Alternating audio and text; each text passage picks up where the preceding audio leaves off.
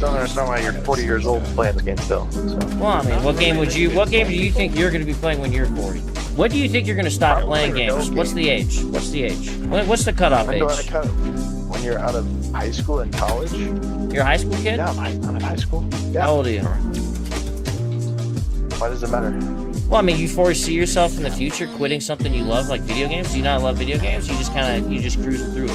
I mean, I think it's a little bit of a waste of time when you're that old. But. Well, how do you know? You're not old yet. I mean, I can think of probably reasons that video games would be a waste of time for a high school kid, too. Do you have a 4.0? Are you in honor classes to get more than a 4.0? No, but... You know what I'm saying? There's more things you could be doing to improve your life than playing video games, too, right? Yeah, you study and not play games. Hey, just recreation, man. Having fun. Ain't nothing wrong with that. All right, then. Hello, good morning, good evening, good afternoon, wherever you may be, and welcome to another episode of the Week in Culture, which is officially a weekly show now. My name is Brian. I'm here with John, the problematic white guy, and Vivian is here, as well as my dog, Jojo, who I need to center on the camera because he keeps shuffling around. And we're going to be talking about what is going on in the culture, the good, the bad, and the non-binary. So let's get into let's get into the stories. Well, first of all, though, John, how are you doing today? Well, I'm awesome as always. It's been a pretty fun week of streaming all around the interwebs and all that kind of wonderful stuff. A lot of crazy stuff this week, and we're not even going to be able to cover all of it, I'm sure. But there's definitely a lot to get into, to say the least. Yeah, there are a few things. I mean, because we reduced the show to once a week now, because I have some other things that I'm trying to focus on, more interviews and guests, and so I'm probably going to reserve the Tuesday spot for that if I can, and also doing some more sort of original content. But I'll come to that at the end of the video. Let's hit first, and I want to bore you guys with the stuff I want to do. So we'll get into the topics right off the bat. So first thing is first. I guess we'll get into Dragon Age a little bit later because that is kind of like the topic du jour everyone's talking about. But I wanted to give a little bit of a spotlight to what's going on with Sweet Baby Inc. right now. So Sweet Baby Inc. has partnered with the Powell Group. The Powell Group has announced it is partnering with Sweet Baby Inc. to push its woke agenda and specifically to provide, quote, sensitivity and authenticity consulting at every stage of development. YouTuber Master of the TDS, the host of the Gothic Therapy channel, discovered the partnership and shared in a video, quote, they're not just partnering with Sweet Baby Inc. They are going to help Sweet Baby Inc. reach a wider market and be able to appeal to more studios, more gamers, more companies under a name that is more trusted in the industry. So what have we said on the show before? The culture war is ultimately a marketing war. It's a branding war. It is all about how can we reconfigure the message so that we can get the most people to absorb it. And so when Sweet Baby Inc. as a company loses its credibility, which it has with what failed project after failed project. I mean, what was the last one we covered? Unknown 9. And I think, were they involved with Dragon? And they weren't involved with Dragon Age, the Veilguard, but it doesn't really matter because not that I'm officially aware of, no. Yeah, it's essentially the I mean, there's definitely people that work on it that probably have worked through Ubisoft or SBI, but SBI is Ubisoft to, call it for what it actually is, because all this stuff goes all the way back up the chain for 10, 15 years basically. Yeah, and it's essentially, it doesn't matter what the name of the company is next to whoever is pushing stuff. It's about the ideology at the end of the day. Yep. So that that's what it is that we're looking at. So Sweet Baby Inc. could be blown into the four winds, and the people that work there, the people and the belief system will persist. So that's ultimately what we are up against. It's not about Kim Belair. It's not about Anita Sarkeesian. It's not about Zoe Quinn. It's about their ideology. So it's anyway, not about SBI. That's the thing people need to understand, is because you're going to stop seeing SBI as an entity officially, because that's what this story is going to be about. Is exactly. It's like when you order some food and it doesn't come out to your liking. I wish we had the clip from Waiting right now, and you say send it back, and or I want to order something else. That's the and even if you order something else, they're probably just going to like reconstitute what you gave them and like serve it right back to you, or serve it to the next person, or it's like there's a lot of shady things that happen in businesses that have proven themselves to be anything but on the level, and that's certainly SBI. Yeah, and what these people do is, when you shine a light on them and you identify them and you expose them for who they are, what they will do is they'll first try to dismiss what's happening, then they'll accept what's happening. Then if there are actual negative consequences, like sales are down or whatever, they will retreat, and then they'll stay quiet and lay low for a while, and then they'll reemerge with wearing a new costume, with a new, branding, a new name, a new face, etc. But it's the same old song. So I thought we would look at the Powell Group and see what they're about. So this is the website for the Powell Group, and they have a section called Sensitivity Counseling. What is the Powell Group, though? Okay. They are let's see. While you're looking it up, the funny thing I find, though, is they say sensitivity for authenticity. The world is not sensitive. So the idea that you're gonna make something authentic by focusing on sensitivity, that in and of itself is a misnomer. That completely detracts from reality, and that in and of itself should, for all the stuff they talk about. They're doing everything to homogenize products as much as possible, get everything dumbed down so that people can just be easily led. This is abhorrent behavior. Absolutely, but again, we'll get into that. But yes, it is. So what do? They identify potential hit games early and engage the developer. We act as an extension of eyes to find hit games early, engage developers, and establish a connection. So they basically jump on something that looks like there's a bandwagon worth jumping onto.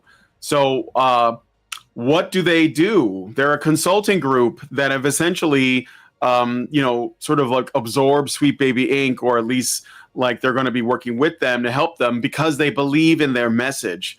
So it says here, under sensitivity consulting, we believe you need diverse voices to solve diverse problems. Together with our partners at Sweet Baby Inc., we provide sensitivity and authenticity consulting at every stage of development. We connect you to an inclusive and knowledgeable team of consultants to best bring your story to life. Okay, so here's what they claim that this will do. And a lot of times, remember when we talked about the Gamer Awards last week, I showed you all the letter that was sent out to various devs in order to essentially extract money from them. And it operates under this premise. They're like, oh, did you know that a significant number of gamers are gay, which we're going to come back to in a second, or LGBTQ specifically, because queerness is how you inflate that number, when normally people who are homosexual or transsexual or whatever is a very, very small percentage of the population. And so they throw queerness in there, and then they expand that as well. For example, if you're born intersex, it's not a sexual orientation. It's not part of, being gay or anything. It's just a genetic deformity that you just happen to be born with. But they're taking that and they're making it into another identity. And some people, I don't know how many, but some people will adapt that and say, well, I'm intersex, so that makes me special for these reasons, right? So, but it is in fact just, you're just born with an issue. It's like being born with, I don't know, a third eye or a third nipple or something. Well, my nephew has 2 thumbs on his left hand. There you go. See, that's what I'm saying. That doesn't mean he's a new gender. It doesn't mean he's some different kind of human. He's just, he's just born in a funny way. That's a bit unusual. So yeah, a cleft lip, for example. I know a guy who has a cleft lip. That doesn't mean that he's gonna go to a pride parade. It doesn't make sense. But this is how they work. It's all about altering the meanings of words, expanding on definitions, and essentially using that to give them some leverage over people, especially people who are generally like sympathetic to the downtrodden, to the marginalized. Like, that's how you get them. You say, well, we're marginalized. Where's our money? With their hands out, right? So anyway, I talked about the gamer awards and how they were essentially, extorting money from developers by saying, look, you should be giving us money because here's our case for it. There's a lot of people who are LGBT, but also you don't want bad press, right? Because we're working with like the gaming websites like Kotaku. And if you don't, essentially support what we're doing, then they're going to give you bad press because you don't hate the media enough. And that's why I'm telling you that. So This is the same here. They're saying the claim is that because they're doing diverse stories, they're going to reach more people. When the sales numbers don't lie. Like, it's obviously not true, but it doesn't matter. They're going to do this anyway. So our approach. Go ahead. Well, it's like I said last week, if you lack principles and values, to actually guide you with something to firmly adhere to, to kind of keep you honest, you'll lean on any convenient lie or, turn a phrase or whatever it might be just to keep the conversation going and not allow yourself to be exposed. So, the deception is the mode of travel that these people employ, so like everything that they say, think, and do has to be taken with suspicion at this point. Yeah. I do not trust anybody who is a marketing major, which, by the way, the guy that I was calling a fence sitter last week saw another video from this week saying, I am a marketing major. And it was like, oh, this is why I don't like you. I knew some legendary drops, right? That's just like, he made a video about not Baldur's Gate. He made a video about the Veilguard that I made a video in response to, but for some reason my audio wasn't working, so I had to take it down. But I'll come back to that when we talk about Dragon Age. I'll give my thoughts on that because he is doing the fence sitting thing and it's really annoying. Or they make this argument that I really hate, but I'll come back to that. So anyway, Powell Group says, our approach leads with the creation of joyful and authentic experiences. We seek to be additive, not just corrective. Oh, there's a lot to unpack there. Okay, notice the word joyful. I don't know if you guys have been listening during this election cycle, but the word joy was coming up a lot. It's sort of like this new sort of like it's code word for I want to say it's hermetic in nature, like so it's all about repetition. You get you keep saying words like joy and vibes and all of that, and it has an effect on like lower IQ people. And they're even using this too. But go ahead. Yeah, when I worked at the doctor's office, it's just those empty platitudes. Live, laugh, love. Make every day filled with smiles. Dance like nobody's looking and all that. Right. It's stuff said to fill time because at least then you can point to, no, I answered your question or I said something. It has no substance, has no real legitimacy. It's just it's content. Well, it is in fact emotional. Context. It is in fact emotional manipulation in the simplest terms, because a lot of people who are in this hobby, they're just like, I just want to have fun. I just want to play games. So like they don't want to deal with this, like the subversion and the normalization of these ideas, because they just want to like escape, and it's like they're not going to let you escape. And so one of the ways they make you feel like you might escape is they will use words like joy. Well, don't you just want to have fun? Just let it go, bro. Just make the your trans non-binary fantasy character with the zipper tits and get on with it. And some people are gonna be like, yeah, I guess it's not really a big deal. I just want to play my games. And so this is like one of the ways they do that. And you have to basically be able to say, you know what? Nah, I'm gonna go play my backlog. Like I don't have to get the new product. Like I can literally just like, I'm good. I got like a lot of shit I could play. And they don't want you to do that. They don't want you to escape that. This is why, by the way, they hate capitalism so much, because they hate people making choices. So anyway, I got a comment I want to read. Matra Marble says, "Gay dude here, sick of this agenda. As far as Dragon Age goes, def a no buy for me. I don't want to be lectured in a game about non-binary pronoun BS." Yes, thank you. Yes, base gay man. I agree with that. And remember, like, what they're doing has nothing to do with like your sexuality. It's not even about being gay. It's ultimately, this is like all about politics. I mean, they'll use any marginalized, so-called marginalized group to like get their way, but they don't actually care about you. They don't actually like, you know, like want to do anything for you, because if they did, they would just leave you alone, and they can't do that. Right. Because ultimately, you know, isn't the American dream to just kind of like be able to like have a simple life that's private, and like, you know, like you actually get to like just live it without all this pomp and circumstance, positive or negative, you know? Because like it's one of those things, like to try to like rein people in. When I was at the doctor's office, they would go and they would be on about all their platitudes and this and that, and I said, no, this is about accountability. Like, you know, like you can't just sit here and think that all your positivity is going to like, you know, like make things better. It's like, that's delusional. You know, it's like, you want to sit here and say that somebody who is being completely pessimistic is, you know, off the trail and kind of like, you know, out here.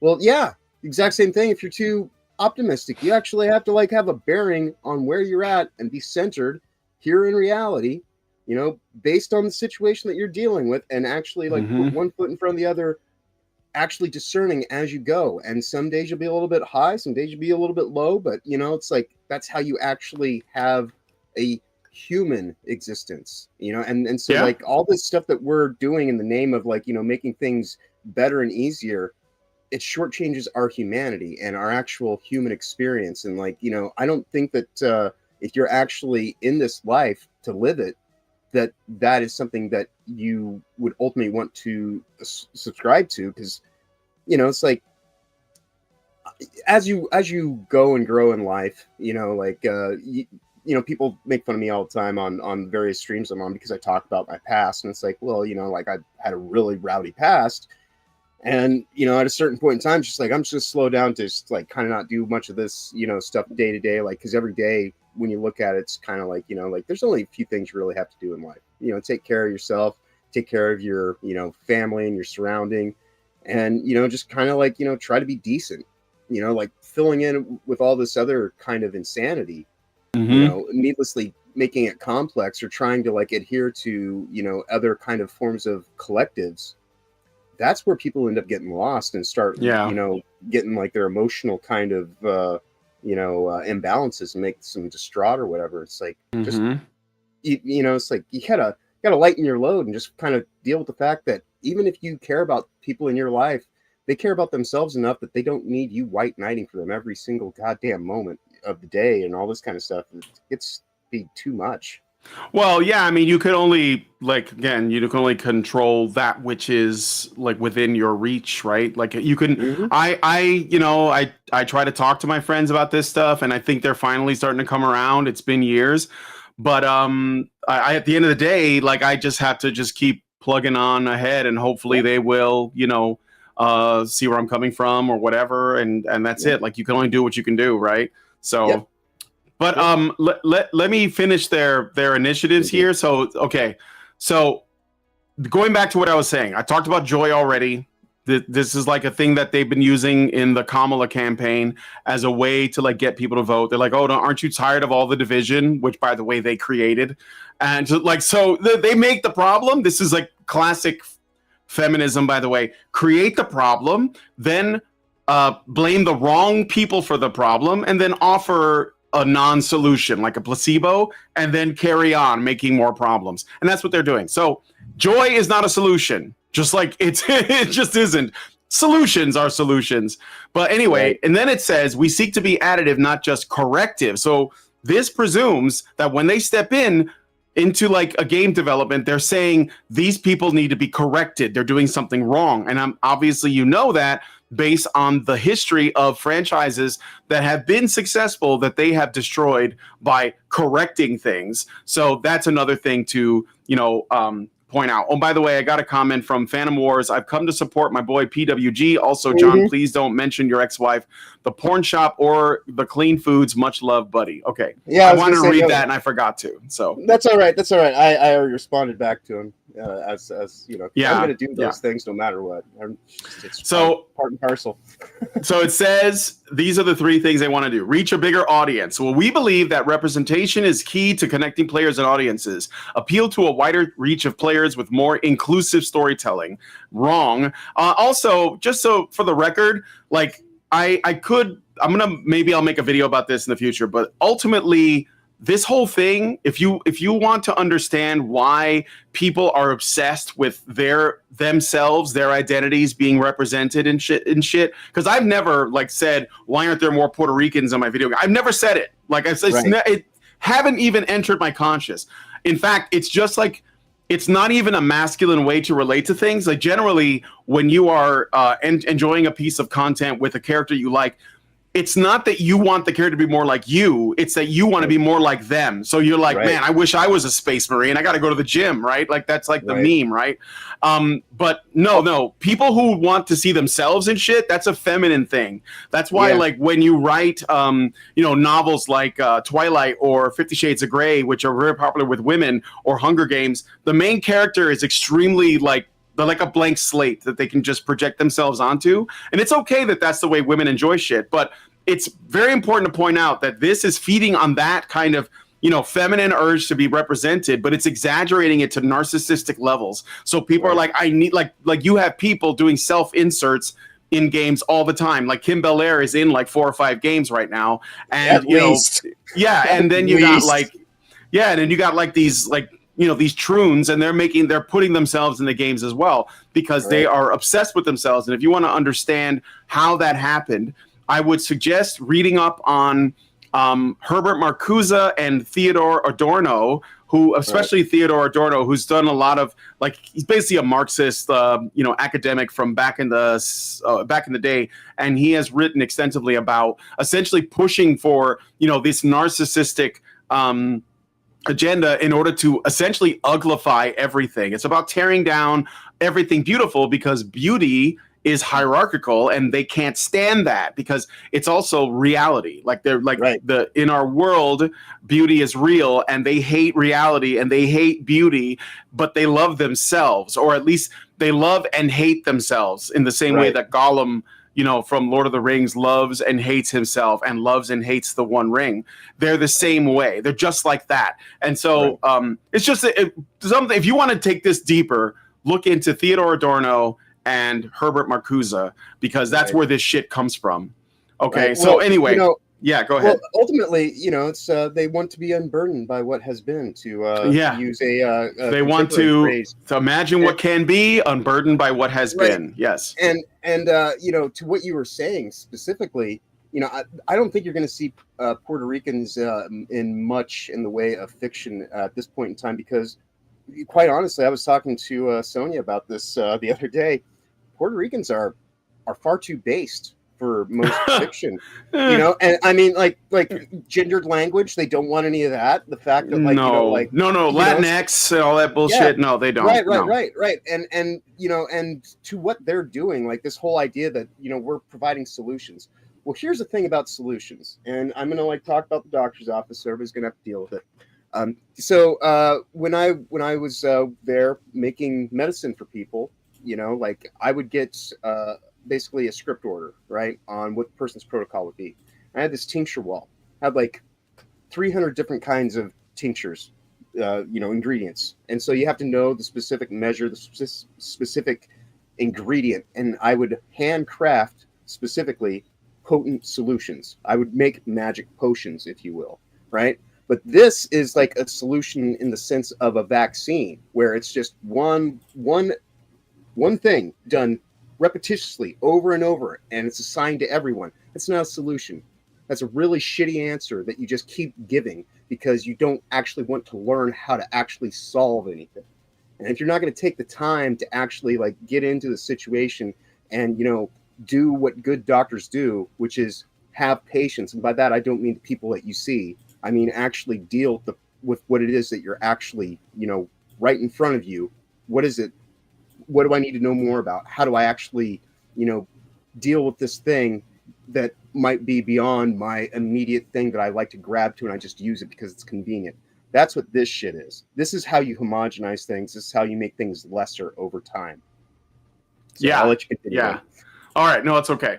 Next, tell new stories. We tackle narrative and character in any form, keeping emotional resonance and authenticity at the heart of our work. Of course, this is all presuming that the stories are in line with their, agenda. Ultimately, it has to serve modern progressive politics. It must. Otherwise, it's not even art. And, I did an interview late last night. I uploaded it this morning of a couple of devs that worked in the game jam on a game called Lower the Gates, which is a fun little Coliseum, gladiatorial arena type of game that they came up with. And we talked at length about the problem with progressive storytelling is not only that it's just sort of presentism, which means it's only concerned with the present. And that's why a lot of stuff in these failed games feels so anachronistic because they're so out of place. So you're in, Dragon Age the Veilguard, which is this magical world of fantasy and monsters and goblins. And people are talking about pronouns and they're speaking like Joss Whedon wrote their lines because I'm sorry if you're a fan of Buffy, but you have to admit that the Whedonisms are the only way that people write dialogue. It's all spilled out of Tumblr's asshole. But I mean, I would say it's a dime store version of a Whedonism. Because, yeah, it could be. Sure. Joss Whedon at least had some degree of talent, but all these washed down derivative variations on theme. Yeah, but he changed. Yeah, but he changed. What I mean I is. know. Oh no! All the shows were the same ostensibly, so I think it was down in that regard. So, but I'm just saying, these people are even worse than that. They are, but I'm not necessarily dogging on Joss Whedon. I'm saying that when he started writing stories, he changed the way. Everyone liked it so much, they all wanted to do that. So it all became derivative of that. In the same way that Alan Moore, right? People consider The Watchmen to be this, sacred cow that's above criticism because OMG, the deconstruction. But the damage that he did with that cannot be measured. It's not even. And look, his books are really overrated. They're extremely wordy. They're not novels. Comic books don't work that way. But I digress. My point is that there are people who have done that leftist meme. Yeah, it's what I'll say is that the way that these people impacted the industry has not been for the better. It has been for the worse. And I mean, it's just what it is. Alan Moore made deconstruction trendy, and then it is the only thing, and that's all we have left now is everything is deconstruction. Joss Whedon has this kind of fourth wall breaking, I know I'm in a TV show attitude, and that's basically what everything has been. It's a bunch of people who are aware that they're in a story, and so they're acting like it, and you just can't get immersed, because there's nothing authentic happening, and that's what. Yeah. Go ahead. I was going to say these copies of copies, they become more smudged and degraded with each generation. It's just like AI being so self-referential. It exactly collapses. Exactly. And that's why I think it's really rich. They're saying that they're going to keep emotional resonance and authenticity at the heart of their work, because the only thing they feel the only thing that they believe is authentic is the lived experience of the woke people behind it. So you're going to see what people believe in their stories because that's all they know. And then it says represent empathetically. We seek to spark joy in marginalized players, elevate real human experiences, and foster empathy within your game. Can you imagine being a marginalized person that still has the free time to play video games? Right. And then get upset that you're not represented? Right. What? I think you would be happy. It's wow, I worked 10 days straight in a row. I've got 4 hours off. I have to pay so much in bills and just, enough to get my food supply to keep me going. I'm going to go and play this game. This is my treat to myself. I'm going to be playing this for the next 2 to 3 months until I can save up another $80 to pay for the next one, just put $20 aside every week or whatever. And I budgeted out. I'm going to have a couple really good games. If you go after what are supposed to be these, AAA, or I guess now they call themselves quadruple A titles, and then you're just fucking lectured the entire time. And if you're not getting lectured, they want you to do chores.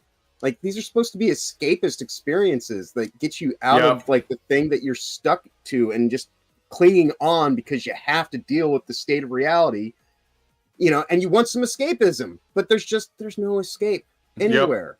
Yep. So Mr. 0303 and Rumble said The Boys, Invincible, Injustice, all cringe derivatives of Watchmen. Yeah, and the Watchmen HBO show was even like they just kept doing it. What about the one where was it like Brightburn, which is basically like, what if Superman was evil? How's that for original?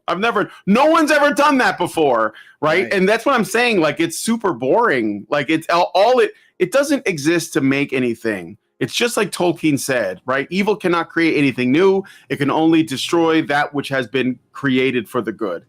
Something like that. I'm paraphrasing, but I can't. Like, my friends are like, you should watch Invincible. It's not bad. I was like, nah, it's okay. I've had enough evil Superman. Like, I'm sorry, but I'm done with that. Anyway, that and The Walking Dead turned into a shit show, like in the comics as well. Yeah, I'm sure it did. Series, so I don't hold out hope. I think that the problem is culture junkies, that they just want something.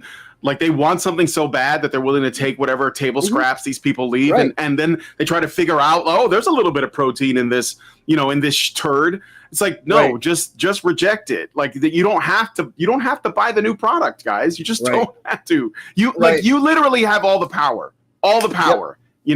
So anyway, it's like I figured out ways to like make natural fermented soda. Right. It's like, it's based around like honey and essential oils and like actual fruits to like, give it like, make like real genuine syrups, and it carbonates because it's alive, and so like it actually stimulates your immune system. I know what you mean.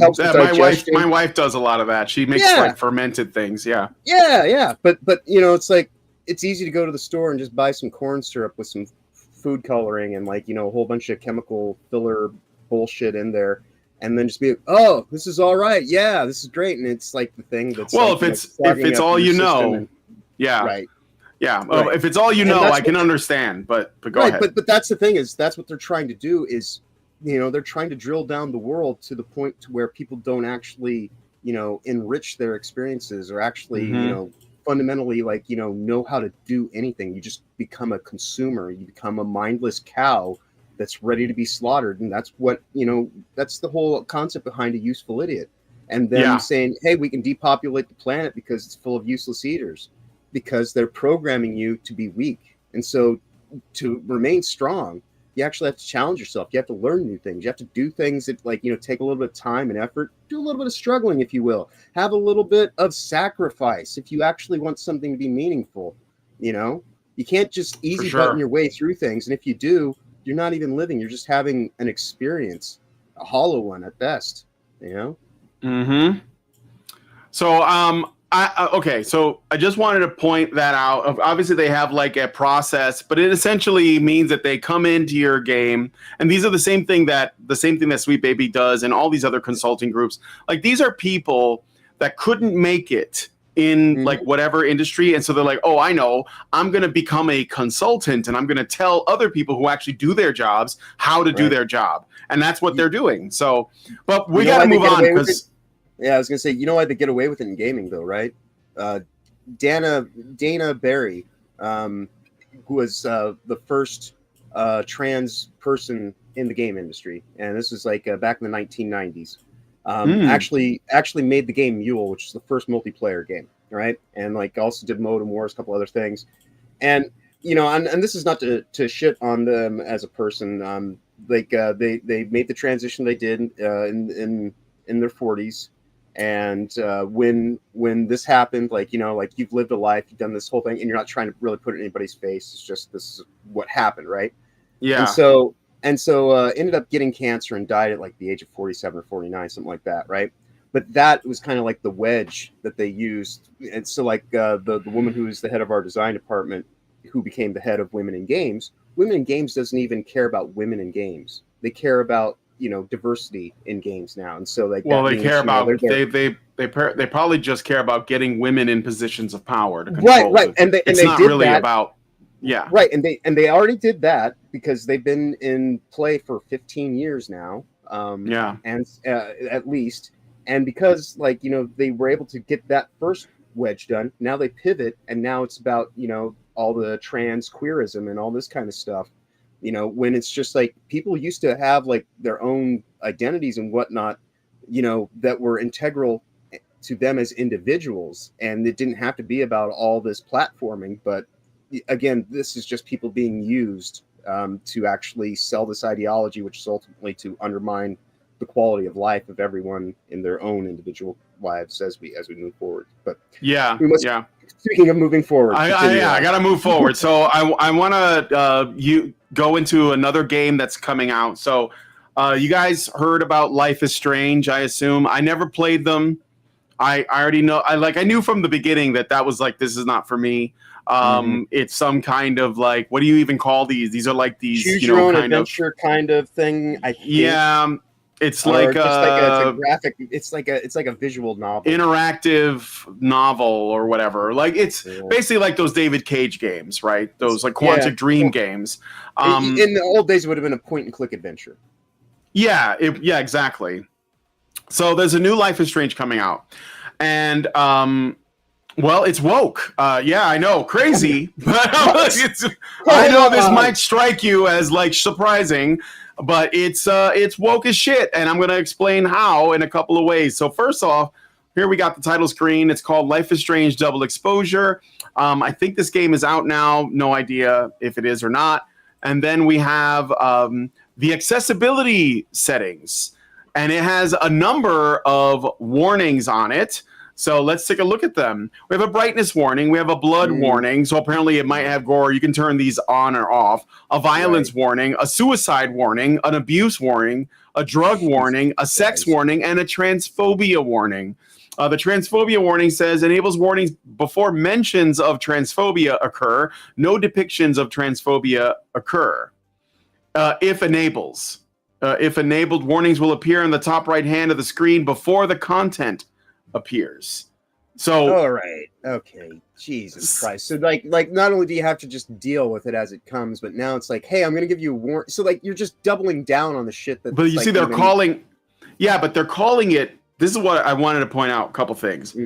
So there used to be, and I remember when games were doing this a few years ago, maybe older. I mean, I don't know exactly when it started, but there was this call for like more options for people with disabilities, maybe, like they would call it accessibility, like options. Okay. Right. I know that I think it was The Last of Us Part 2, they had a bunch of stuff in there that was more about like, how violent do you want it to be? Are you like, what languages do you like have trouble with? Whatever. I don't know. Whatever it is. Okay. They use seizure warnings as the way to wedge it in. Yeah. They start by saying this might cause epileptic seizures. Right.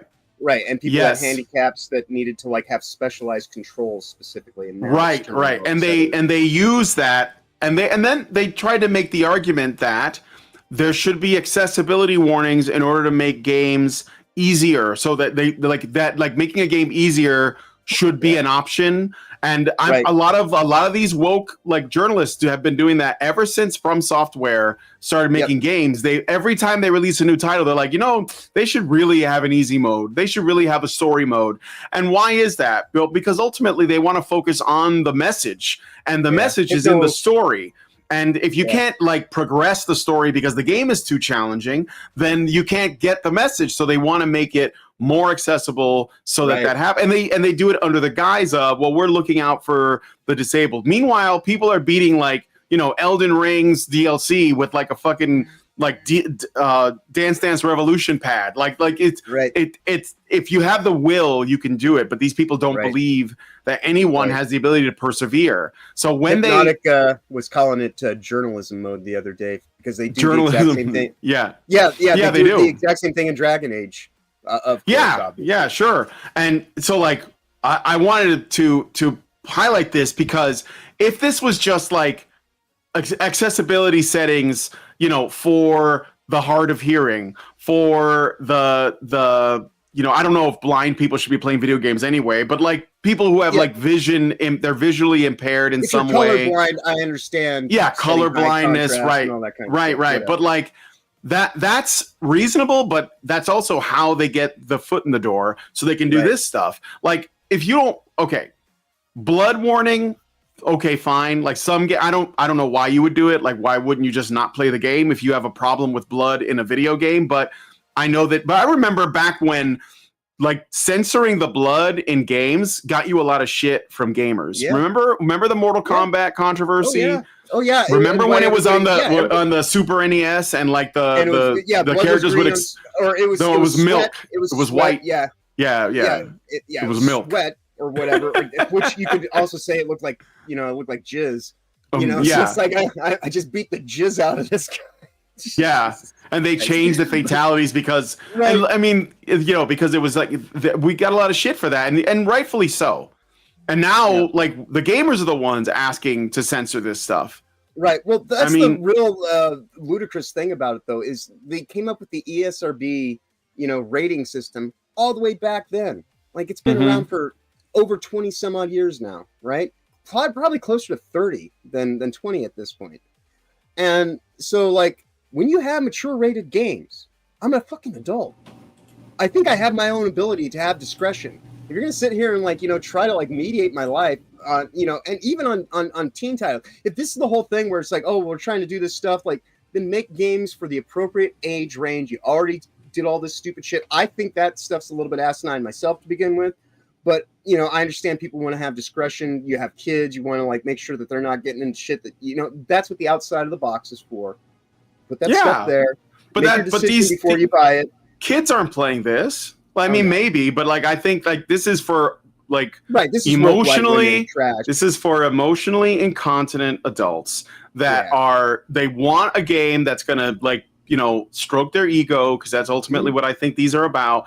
But also, it's going to be extremely safe, which is why you have all these warnings, because we don't want to make people uncomfortable. In particular, this is just narcissistic white woman trash. Like that's the easiest thing to call it.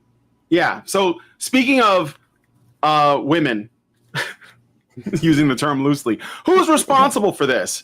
Well, I will show you the person behind this.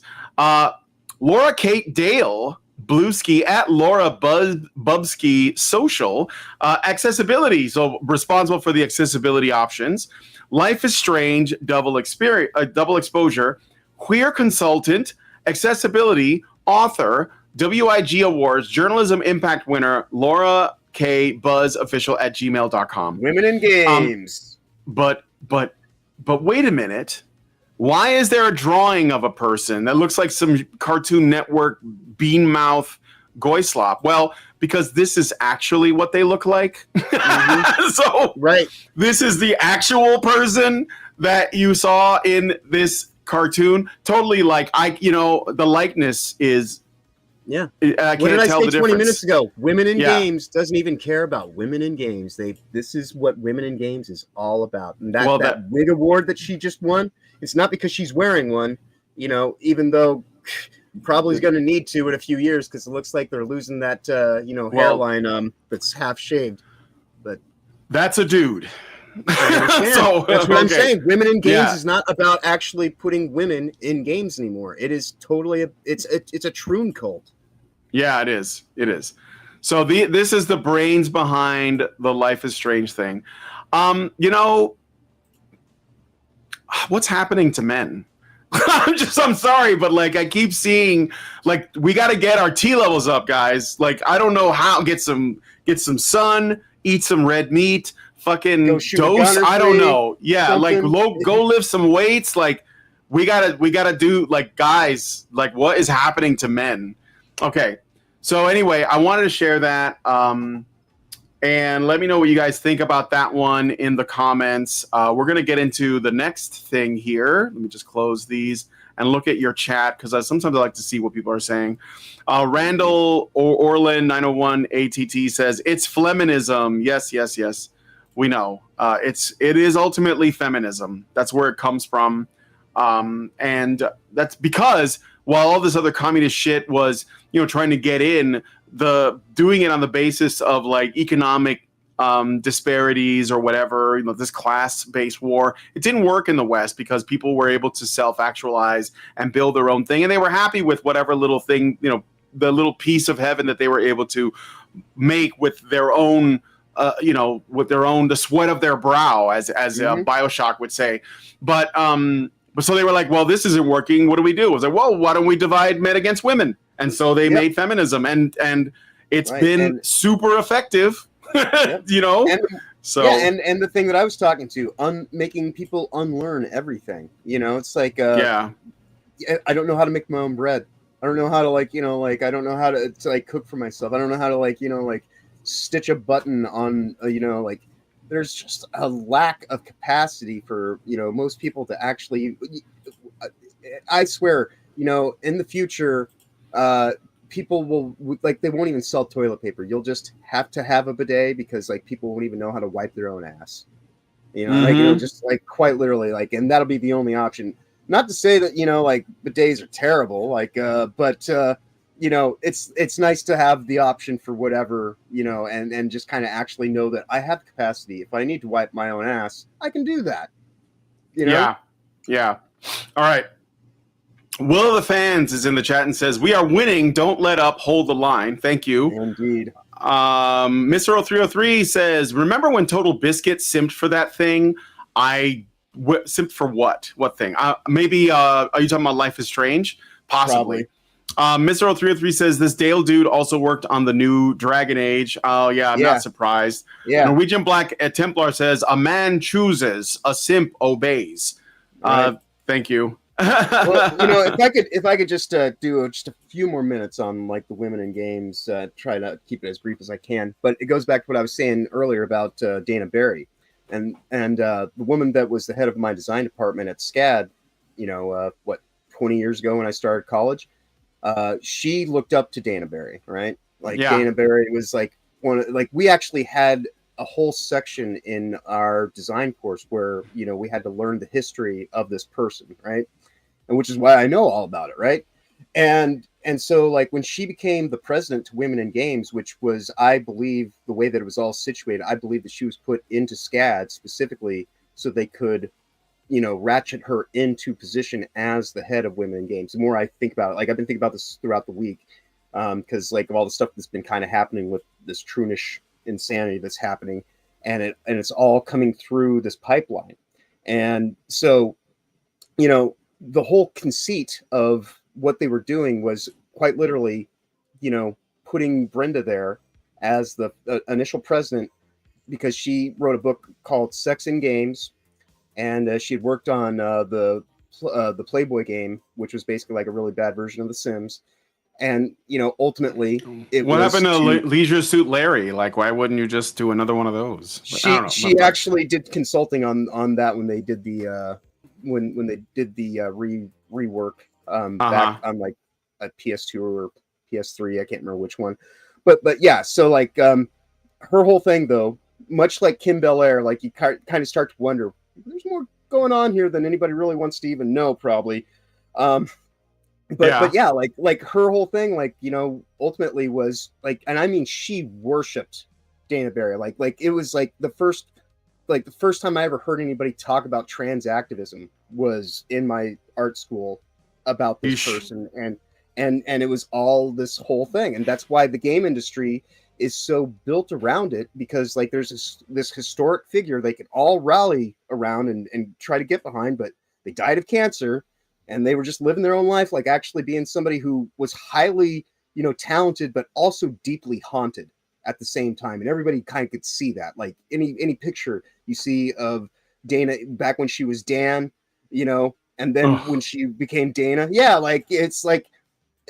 but back then it was one of those things where it was oh, you're unique, you're modded, you're whatever, and you're not trying to put it in everybody's face. So it was a little bit more just kind of people just kind of it's you're whatever, and I'm just gonna go on. You're talented, so sure, I'm not gonna fault you, right?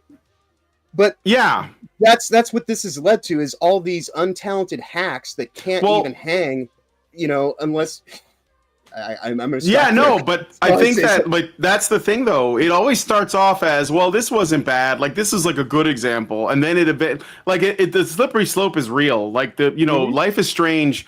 The first one, a lot of people defended like, no, man, no, it's not woke. It's like, but dude, how did we get here? Like it started somewhere. You have to understand that like on some level, we accepted enough of this for this to happen in this way. Like, and I mean, it's not like I'm saying that things shouldn't exist, but we should acknowledge how we got here. So, because there were like in the original, well, I'll come back to Dragon Age, but I'll just say briefly, because we accepted Dragon Age 1 as is, and not only that, but defended it like vehemently for the romance options. That's why we got Dragon Age the Veilguard, because we not only accepted what was in the original game, but we like celebrated it and praised it. So, on some level, we have to understand that there is such a thing as a slippery slope, and you have to know where the line is at, so you can be like, no, we're not doing that. Yeah. So okay, but anyway, and that's the thing. Like I said, at least with Databerry, they were talented and skilled and proficient at what they were doing, and nobody else could do it. And they did a lot of things first before they went and got themselves all like modded for their own reasons. Right. And but even in doing that, might have been one of the things. Like, well, Dana died of lung cancer, so it's kind of hard to say that it was. But I'm sure all the meds if they got, I was gonna say the meds could have given her the cancer. Right. And so, but nowadays it's like these people that just come in saying, oh well, like I'm special because I had my parts cut off. I deserve this. And it's like, where's the technological kind of like thing that you can point to that nobody else has done, or like the great amazing art that just blows people's minds? Every game's made in the Unreal Engine now, for the most part, because weakness. So much for sure. Just they make it easy. Weakness. Yeah, for sure. So the thing I would say on the last word on this is that the issue is that this person was celebrated for being trans, as well as being a developer. And if we only celebrated their achievements and not their identities or whatever makes them special, then you wouldn't get people coming in saying, I'm trans too, give me a job. So like that's the thing. Like you can say, oh, well, this person had natural talent and they were really good at what they did, etc. And they were trans, and this is an exceptional, thing because they were good at what they did. The problem is you're still celebrating their being trans, so you have to let that go and be like, okay, like if there's a black guy that like builds a new engine from the ground up, we shouldn't be going, the black guy did it, guys. Look at black people are smart too. Look what he did. The black guy did that. Even if he did do that, because the issue is that now you're going to get a bunch of other people who are like, I'm also black and I made something, and they're going to show you the thing they made and expect to be celebrated. So you have to be able to say, this guy did this thing. The actual like achievement is what we should be. Yeah, like just that. Period. None of the identity shit. Not, oh, it's a woman. Oh, it's a black dude. Oh, it's a Latino. Oh, it's a troon. I don't give a shit. Like, just what did you do? Oh, cool. As long as there is an identity marker that can be attached, then people are going to leech onto it and say, oh, I also have an idea. I've just come up with something right now. I'm queer. Give me a job. Right. So that's the last word I'll say on that, is that that cannot be a part of why this is special. Only the actual achievement matters. So, in my opinion. But anyway, let's move on to the next story. So, speaking of special, Concord has been officially shut down by Sony. Actually, not the game. The studio, Firewalk Studios, officially shut down by Sony. I guess it took almost $500 million in losses for them to be like, you know what? It's closer to $1 billion is what I would say, because they don't count in the cost of the building or the cost of like all these other kind of intangibles. But I will at least say they got the name of the studio right, because they all got fired and now they all have to walk. I kid. So, okay. Sony recently confirmed the inevitable after years of misguided development and toxic workspaces. By the way, by toxic, we mean toxic positivity, which is a big problem in studios today, especially the big AAA ones that are infested with the woke mind virus. Because toxic positivity means that you can't criticize anything because you don't want to upset people. Right. But anyway, after years of misguided development and toxic workspaces, Firewalk Studios has officially shut down, marking an unsurprising end for what was once positioned as PlayStation's supposed answer to multiplayer innovation. Despite a colossal budget rumored to be exceeding $400 million and over 8 years in development, which is ridiculous for a video game, by the way, Concord failed to attract any player base whatsoever and is now widely regarded as one of the biggest missteps in gaming history ever. Maybe the biggest. I don't know. What are some other like big missteps? Daikatana, maybe? Anthem? Yep. Obviously, the historic one, E.T., but E.T. seems like E.T. sold better than this, and it didn't cost as much to I know, make. and that's what I'm saying. That's what I'm saying. It just doesn't even seem like an issue at this point in time. Like I had E.T. when I was a kid. Right? Yeah. I had it. Like the I didn't know what I was doing, that are incurring. I had somebody this week. I know we're not quite at Dragon Age just yet, but they came at me sideways because I called it Drag Queen Age the Fail Hard, right? Which is the thumbnail for today, right?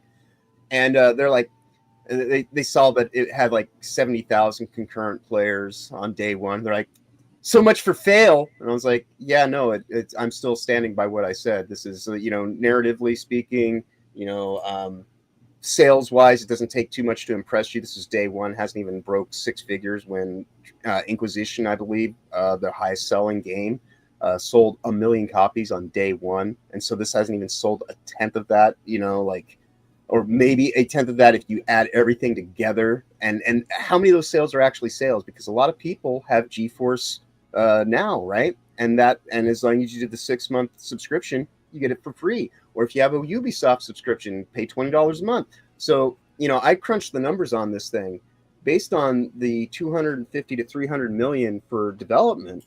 They would have to sell 3.5 million to 4 million to even not break even. So for them to actually get profit, commercial profit, they have to hit at least 8 million in sales, and that doesn't even factor in marketing costs and all this other stuff. But we're going to get to that one in a minute. But it's all this stuff is exactly, like people trying to proclaim wins way too early when there just isn't a thing there to even actually like hang your hat on, much like the big one that's on this hat rack's head. So I'll let you go back to what you were saying. Yeah, no, it's all right.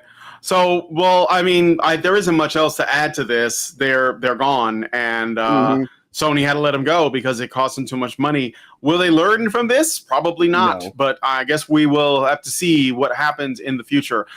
It's getting to the point now where you're either going to continue to double down on this because you believe the message is more important than business, which I think kind of throws the whole like greedy evil corporations narrative out of, and yet people on the internet are still saying it. Oh, it's greedy corporations. Like what? No. Greedy for what? Like they're going broke. Like they're losing money hand over fist. It's not actually about that, guys. I'm sorry, but this is not late stage capitalism or whatever you commies use as your talking points. It is simply people with ideological possession that cannot let go. Now, it is corporatism, but it's corporatism for power, for gain, for undermining structures and making multinational control states that undermine any sense of sovereignty or national identity or anything like that.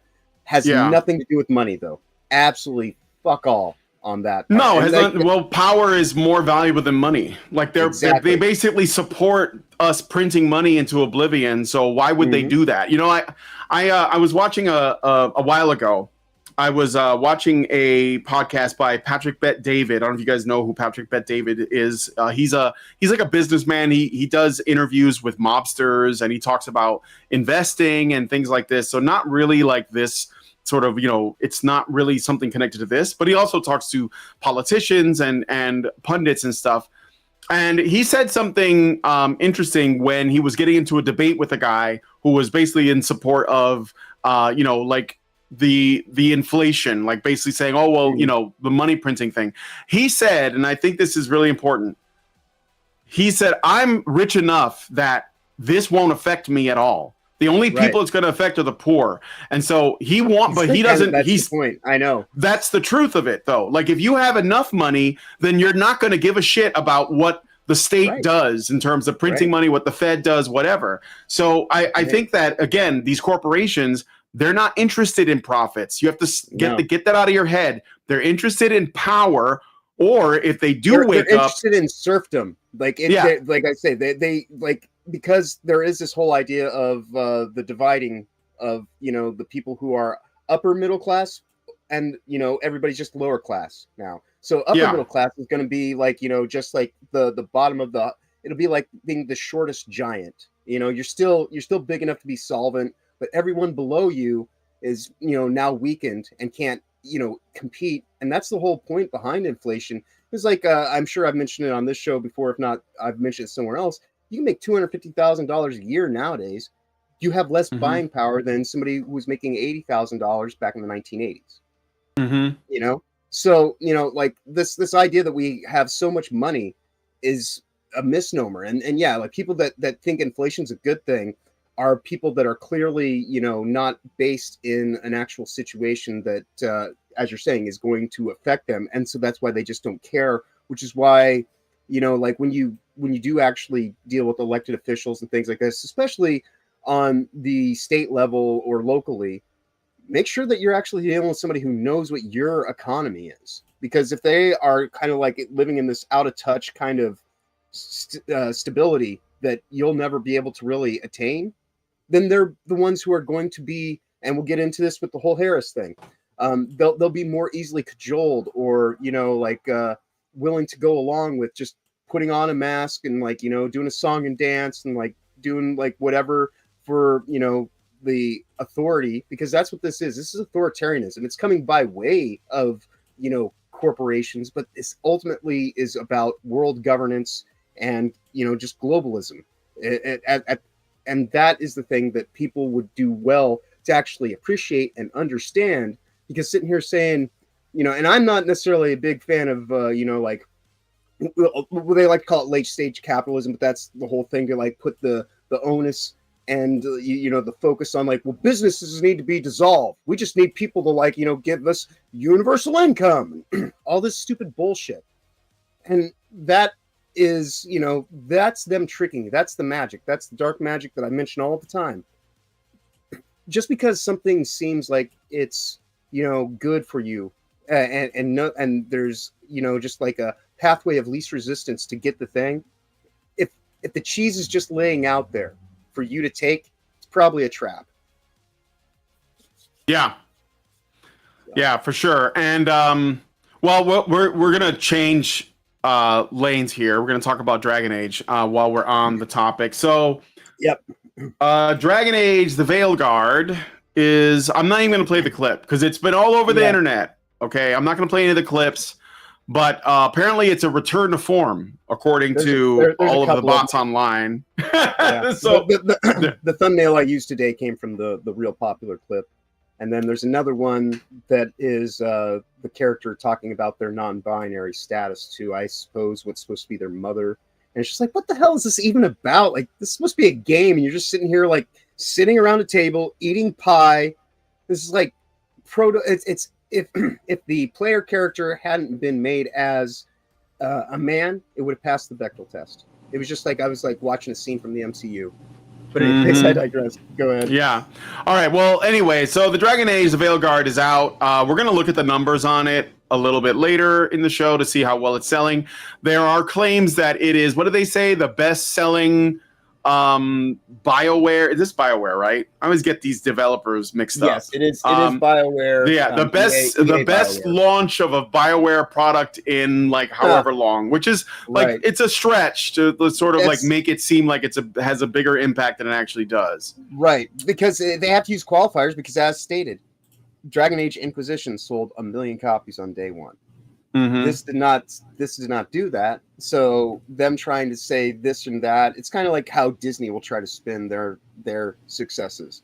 And the person that I was just giving my little anecdotal story about, which I eventually told them the whole thing about, like, you can get back to me once this thing sells 7 million copies. So otherwise, STFU, I don't, you know, and I haven't heard back from them, and I'm never going to, because my point was made quite abundantly clear. It's like, I don't care if, like, you know, like, you can set off a big firecracker, you go like to like say it's 4th of July, and you're gonna go and you're like gonna like see the fireworks display, and like you have this idea, this anticipation of like, oh, it's gonna be like an hour long, and I'm gonna see all these like great amazing things, and like it just starts off with like a big resounding pop, and then there's nothing. Mm-hmm.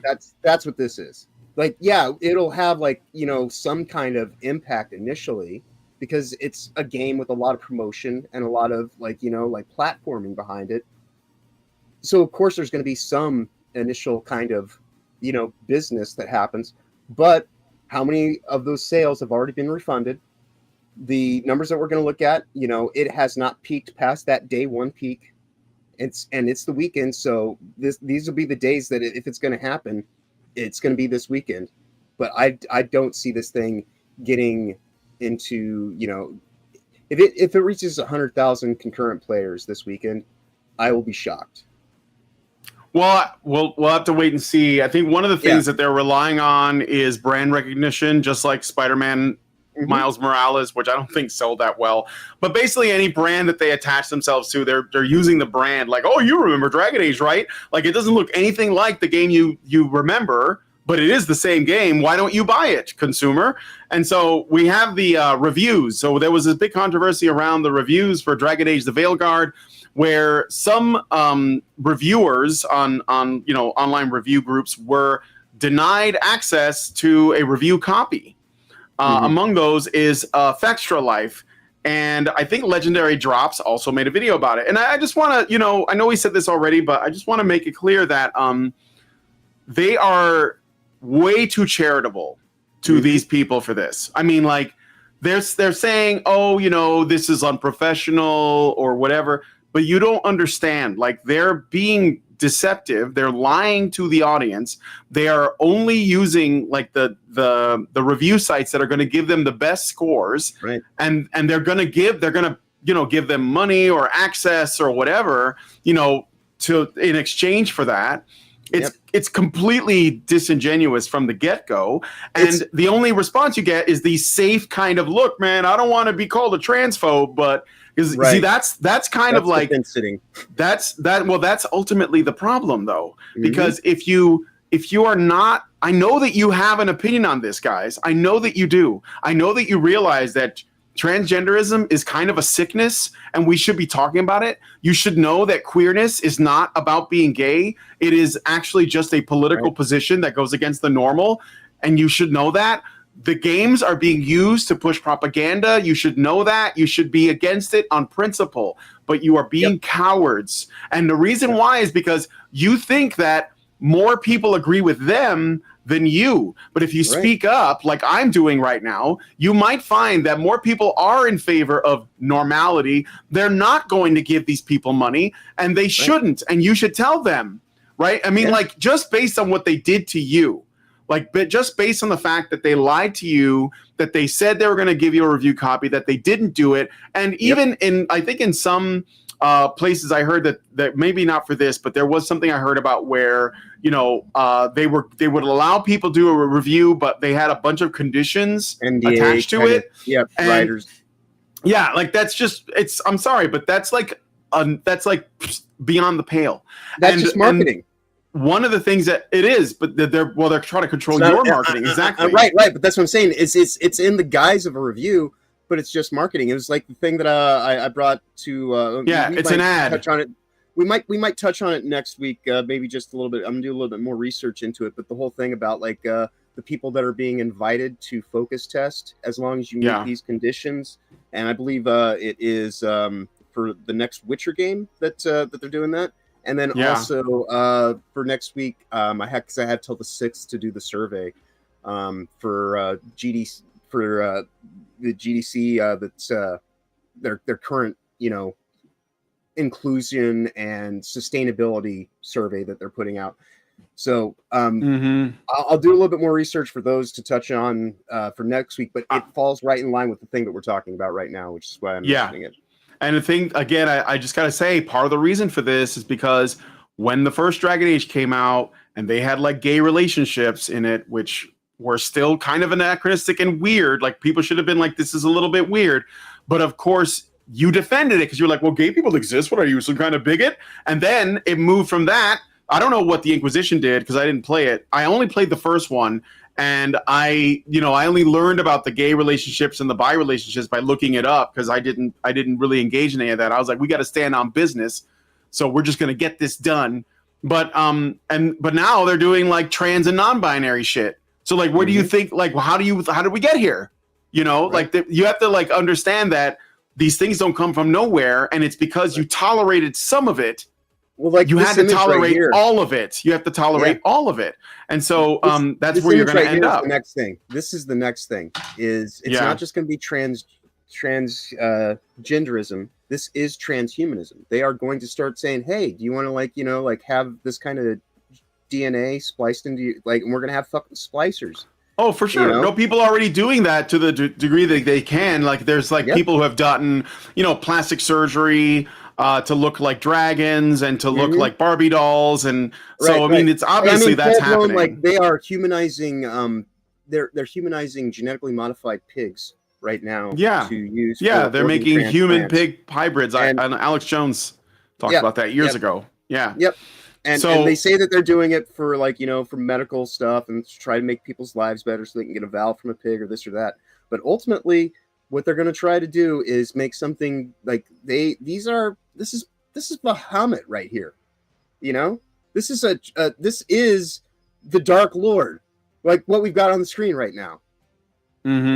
Got horns, not a man or a woman, just kind of like it's whatever. Yeah, they make it like that's one of the the non-binary character. On Halloween, like there is some dark deception going on right in front of everybody right now. They put far more honesty in fiction than you get truth in the news, and that's like.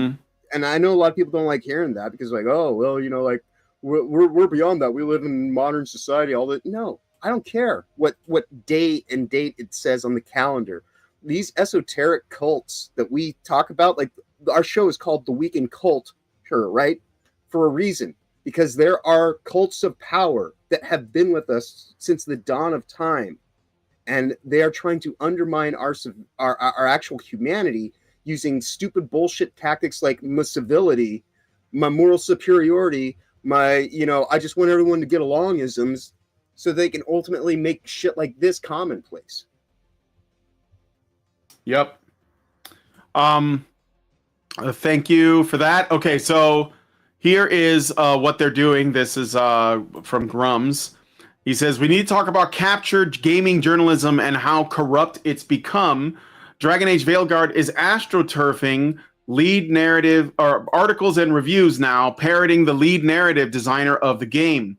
Look at these reviews and articles that all repeat the same phrase and ask yourself what's going on. And I don't think that it's like AI. I know that there are definitely AI generated reviews that we've seen, or like Twitter posts, really. But these are actual reviewers who are essentially getting like orders from the developer. So John Epler, this is the lead designer, I believe, the head of the game development. He says, so 5 years ago, when I first rejoined the project as narrative director after hiatus on Anthem, what? Like, why did you? Okay, whatever. I was asked my goals for the project, and one of the ones I put was I want to see the phrase "a triumphant return to form" for BioWare in at least one review. Excited to finally mark that goal done. This project had Anthem been successful, that's what Dragon Age would have been. It would have been an Anthem form. The thing is, with Anthem, it's interesting because everyone shits on Anthem. Nobody gets called a bigot for it. Right.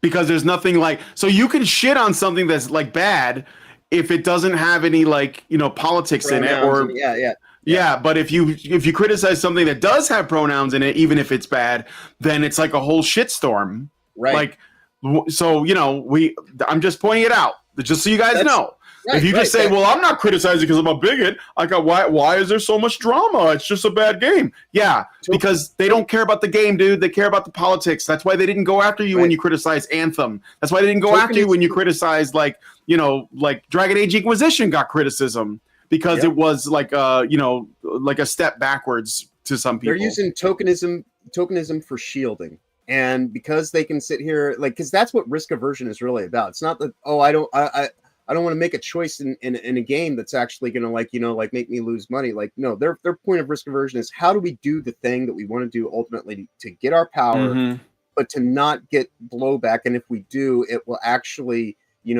seem as though the person who is, being attacked is now the aggressor, and we can just kind of have plausible deniability. That's all this shit is, and that's why I say, had Anthem been a successful game, we would have seen, a Dragon Age game that would have been, not the Veilguard. That would have actually been the Dreadwolf game, right? That's why the Dreadwolf part is taken care of in the first 20 to 30 minutes, mostly in cinematics of this game.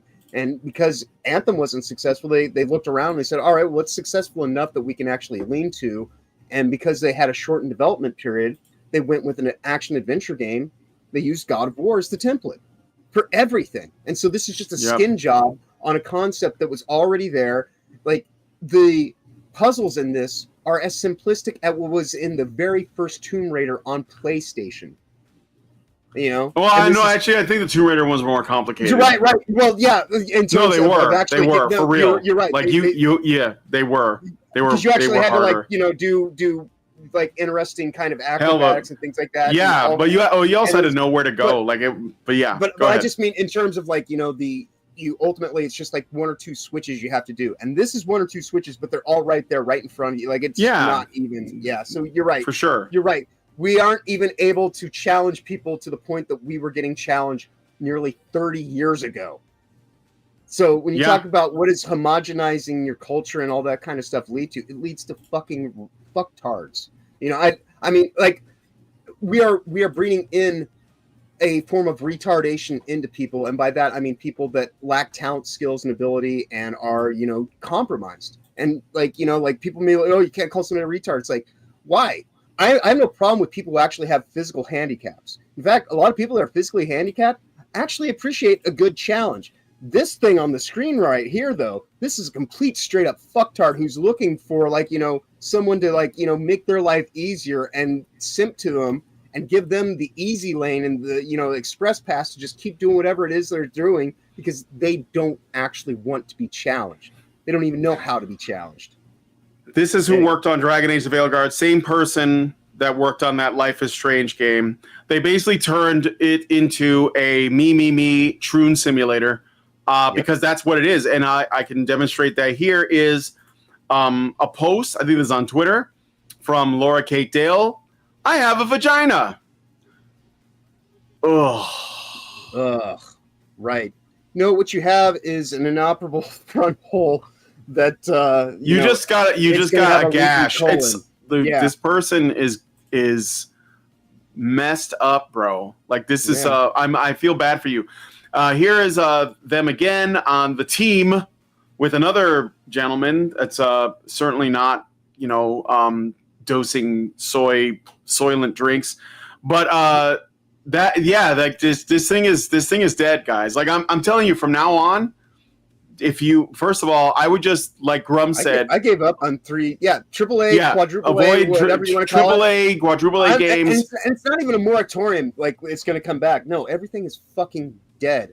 Find new things that actually, like, if you have an interest in cyberpunk stuff, there's plenty of cyberpunk games out there. Like, maybe take up tabletop gaming for a minute, but don't let it be fucking via, Dungeons and Dragons, or don't. And if you want to play some card-based kind of thing, figure out somebody who's got something going online that'll let you print out the cards and do all the stuff, because you can actually still have the same quality of experience and actually better by going with people that are driven by their passion, their artistic integrity, the ability that they actually have, rather than relying on familiar branded IPs that are ultimately just there to water down whatever it is that you're receiving so that they can make. This is the burning of the great library in Alexandria.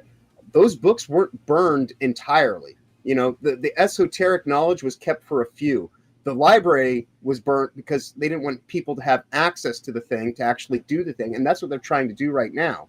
And that's why their next big thing they're going to try to get over is real-time algorithmic driven censorship. And that's so some asshat like Bill Gates can try to destroy the world without you and I being able to speak out against it, because there'll be some kind of auditory bot just monitoring us that'll fuck up our signal or what the hell ever in real time. And there'll just be plausible deniability behind it until people actually do the research and find that, oh, that's what was there. You know, like they had to make AI retarded. And by that, like, I mean, like, you know, because AI, if they didn't program in cultural sensitivity into it, was actually giving legitimate answers. And so, like, I read this article about it earlier in the week where they had to specifically make a algorithm to dumb down the algorithm so that it would spit out answers that were easier to take, because, you know, like, some fucktard might be trying to, like, you know, justify their delusions. And if they actually went to, you know, a thing that was based on facts, it wouldn't spit out the response that they want. And so this is clown world, you know? Yeah. And one other thing too about this Kate Dale person, they wrote a children's book about being trans, Me and My Dysphoria Monster. And do you know who was promoting this book? Does anyone know?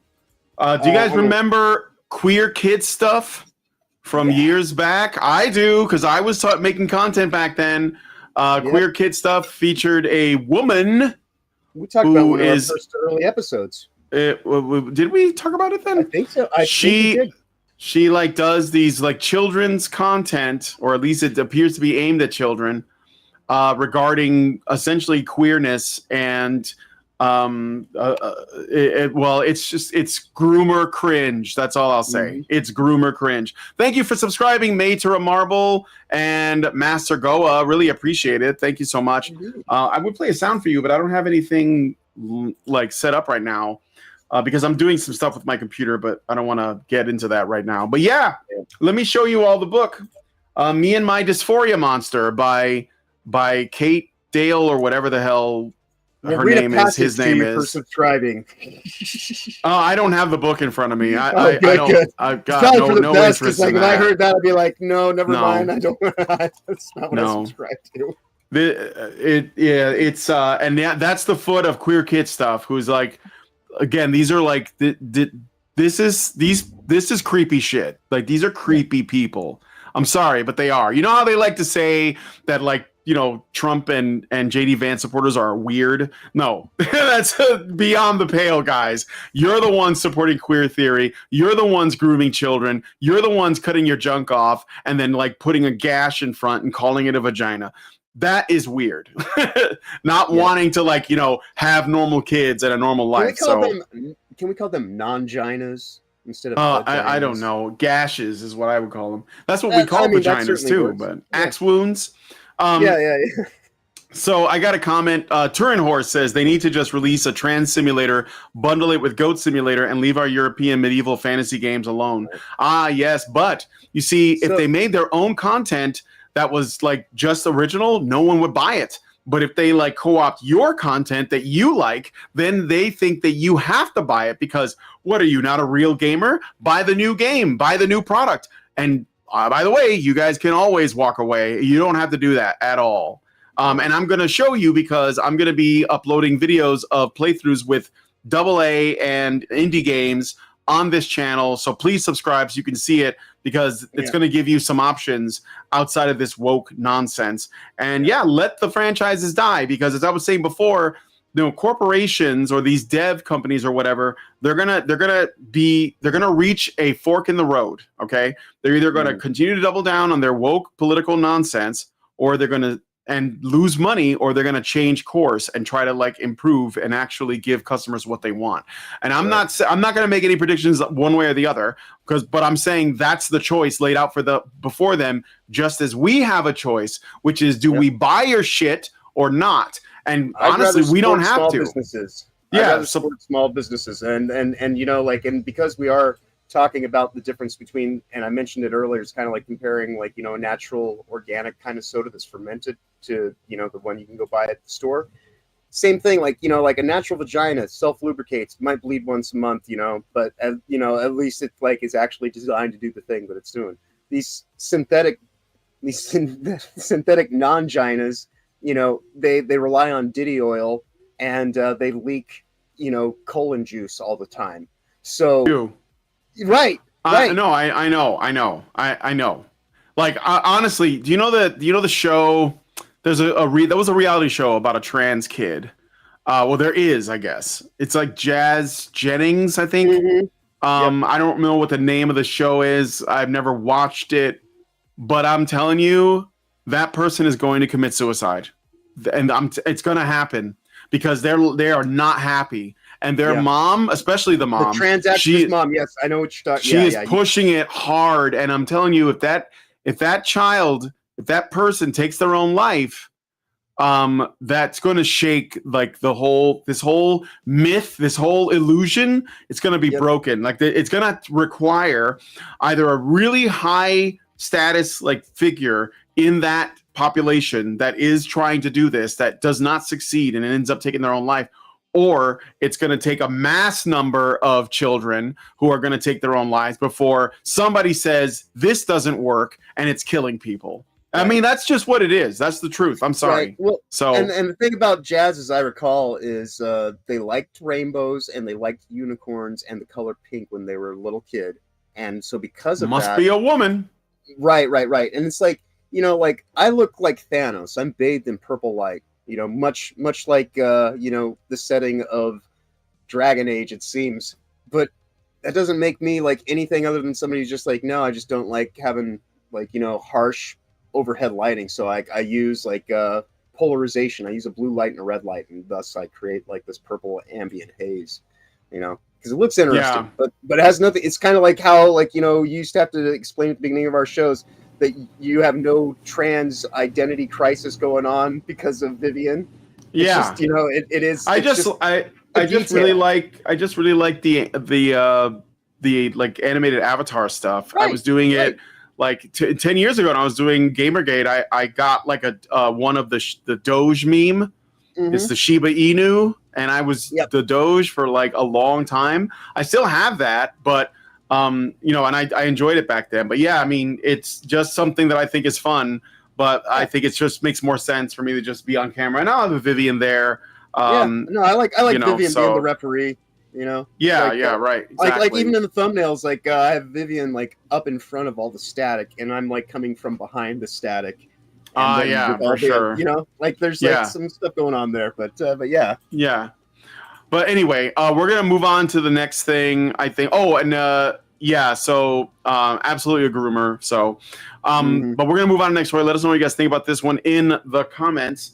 All right. So today, as an aside, so we got the election coming up. It's like what, 4 days away at this point? It's on the Tuesday is election day, and there's a lot of talk around it. Actually, Trump is here, like in Salem, Virginia, which is a town essentially part of Roanoke, which is where I'm at. So he's literally here in they're gearing up for a rally at 4:00 in Salem, which is like literally like 5 minutes from my house.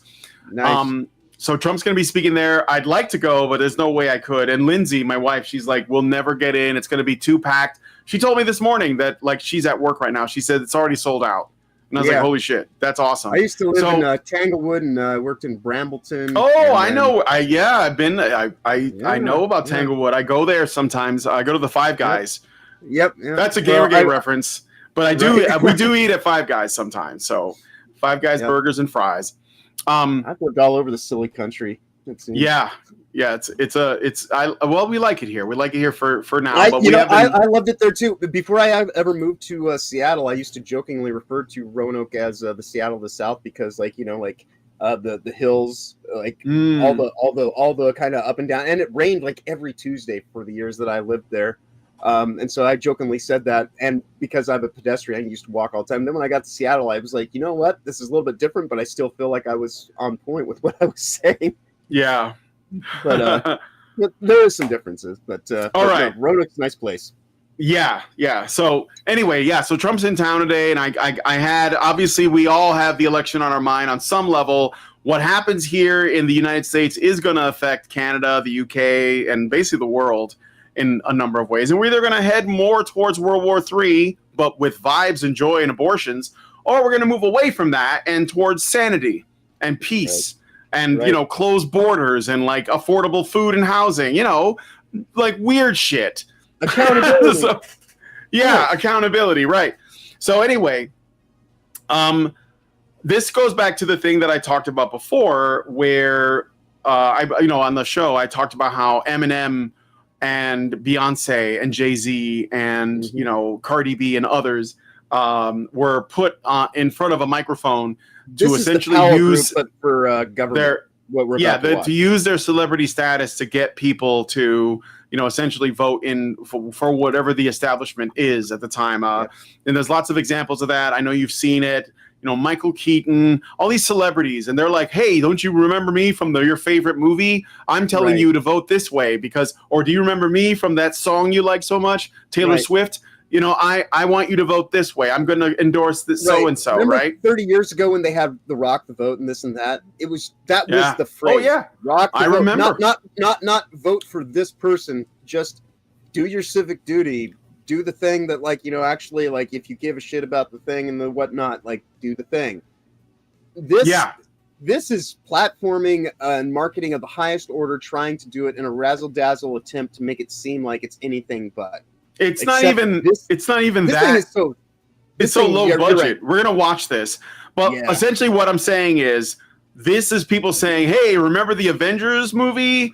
Yeah, this is how you should vote." It is really stupid. Like. And I don't just mean this, but I mean their attempt to like use the Avengers as the thing that they want people to lean to, because, like, you know what, Endgame was 5 years ago now. You know, like, who even cares about these people? Like, and they're all like old and decrepit and retarded now. Like, just like all like there's so much cringe that we're about to like take in less than, I think it's about a minute long. God, I have no. I'm just pointing out. Yeah, and this is literally a type of marketing. Is essentially using celebrity endorsements. So, but they're doing more than that because they're trying to convince you that they are in fact like the people that they play. So let's go. I'm just gonna play it nonstop, and then we'll say something afterwards. Indeed. Hi, you guys. Hi, Avengers. Hey, Scarlett. Jumping on the call. Whoa. I think you mean assembling. Assembling. Don, that's pretty good. No, they thought it was funny. Scarlett, it is our pleasure to come together and to get the vote out this election. Come on. Yeah, how can we be of service? Well, how about we start with what our voting plans are going to be, who we're going to bring to the polls with us, that sort of thing. I think Kamala Harris needs a catchphrase. Ooh, yes, definitely a catchphrase. How about this? I'm just off the top of my head. I can do this all day. Shut up. I hate it. Okay. I mean, it's original, but... What about something punchier like, ooh, boom. You looking for this? Iron Man 2, everybody loved it. Okay, again, I think we're just trying to get out the vote. Kamala forever. That's better. Okay, how about I'm down with democracy? It's just clean, it's simple. Okay, I like that. It's hard to argue with that. Kamala Harris, down with democracy. Oh, yeah. I'm Kamala Harris, and I say down with democracy. I don't know if that sounds the way we want it to sound, though. I think we just need, can we get some production, though? Jarvis? My name's not Jarvis, but whatever.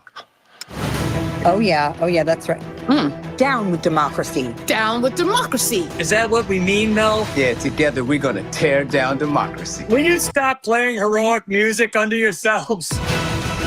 I'm Kamala Harris, and I am down with democracy. Did I sound enough like her on that one? That was great. How many Golden Globes have you been nominated for? I'm just curious.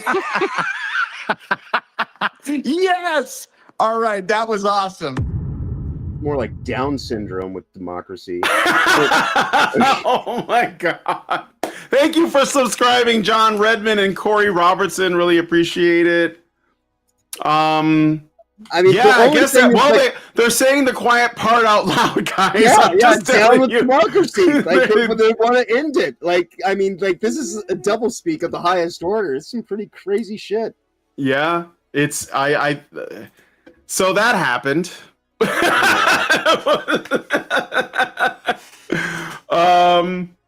Are you guys okay out there? Are you guys okay? Are you gonna be okay? So yes, probably had 3 people die of cringe. Super. There's a lot. There was a lot of cringe there, and just don't know like how to feel about it, right? Okay, unmuted. Okay, welcome back. Yeah, we're done. Yes, we're done with that. So sorry for the torture. This was a Hail Mary play from the from the Kamala camp. But are you really surprised? Okay, let's be real here for a second. We know that a lot of the people that were in this video are themselves like insufferable wokesters, like Mark Ruffalo and Don Cheadle and I don't know who else. Chris Evans as well. But ultimately, they just got marching orders from their bosses because ABC, is owned by Disney, and Disney owns Marvel, and so in a way, Disney owns these people and was like, "You're gonna push us to vote this way." So, they're just following orders. I mean, that doesn't necessarily make them like not cringe, but I'm just saying this isn't just adult pretenders trying to push something. This is coming from on high. I can guarantee you that. Yeah, no. Like these are the crossing guards asking you, "Let me see your papers." We're just not at that point just yet, but there were like that's all this stuff is just it's a psyop trying to, as we were saying before it began, like prey upon your nostalgia and like your, like anything that I can do just to disarm you. Because, if you actually were someone who knew how to like defend themselves, well, I'd probably have a harder time getting this shit over, which, subsequently, when I say disarm, yes, I am kind of like, using coded language, but that's what this leads to is if I can disarm you mentally, then I can disarm you physically. And once I can do that, then I'm going to just steamroll all over you. Yeah, I just want to also add, if you watch the video, I'm not going to watch it again because I can't, but a lot of them look like how many vaccines have they had is what I want to know, because they don't look good. They don't look well. Except for Scarlett Johansson. She still looks good, but would is what I'm saying. Right. But all the others, they look pretty sickly. Yeah, they do, and one of them is not even technically an Avenger. Like, you mean Okoye? Yeah, I know. When I saw her in there, I was like, "What are you doing here?" Yeah, you're not where's Chris?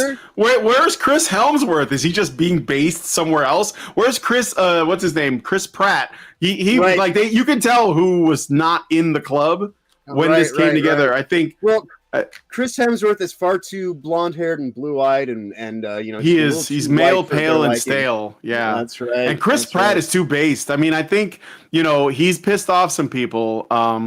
So he's probably voting Trump. I'm not gonna lie, But they this is just like I said, this is just another one of these things where these people get paid and they put this little thing together. They probably got a lot of money because they know that these celebrity endorsements, they work on the midwits. They work on the midwits. Yep. So, all right. Robert Johnson says, if you knew how much they got paid to perform it, I am sure it was as effective as that Fortnite map that they bought with 400 players on it. Are you talking about the one for the Tim Walz, Kamala Harris thing? Freedom City. Because I know that there was another Fortnite thing. Do you guys remember the Black Lives Matter Fortnite stunt that they pulled a while back? And it was like a big screen with like fucking CNN on it in Fortnite, and people were throwing tomatoes at the screen in the game or throwing shit at it. Yeah, like I'm like, why did you think this was? Why would you? It was like what's his name from CNN, the black guy that's always crying. Oh, Don Lemon. No, not Don Lemon. The other one. The he's got the glasses. He's a straight up communist black guy. God, I can't. I don't. You guys know. You guys know, right? I know of him, but learning his name just seems like that guy was on the screen, and you get like Chris Cuomo going, well, who says that, riots are supposed to be peaceful? Van Jones, thank you. Yeah, Van Jones. It was crying ass Van Jones on the screen, and they were throwing shit at him. And he was talking to the Muppets. You remember that when they tried to do that shit with the Muppets, and they had like, what's racism? Elmo, no racism. Well, it's Elmo. It's when black people are killed by white guys, white cops specifically. I mean, it was just cringe. It didn't work out for them. Bad. I think that's bad. Do you think that's bad? I'm like, wow, people are watching the news and they're watching this and going, you know what, Elmo, you have a point. Wasn't the guy who puppeted Elmo like, touching kids? Just as an aside, but anyway, yeah. So they literally are saying down with democracy. They're kind of lampooning themselves a bit, but there's truth to this because what is the purpose of keeping the border open and letting in all kinds of essentially criminals into the country and then giving them the right to vote? There was this thing that just happened in Virginia that they had to stop in the courts, okay, where you could be on a visa. This isn't like the illegals that are crossing, but this is people who are not citizens. So it's like this is happening from multiple angles, right? Like in Chicago, for example, they don't even ask for ID. Like when I was living there, and I was like during the 2020 election, I think, or maybe it was I think it was the 2020, or maybe it was the midterms before that 2018. My wife, who has a green card, she's from Canada. She's not a citizen, but she has a green card. She was just walking around, like walking to work, and she was walking past a polling place, and these people came out and they asked her to come in and vote, and she was like, "Well, I can't vote because I'm not a citizen." Oh, they were like, "Oh no, don't worry about that. Just give us your address and your ID, and you can vote."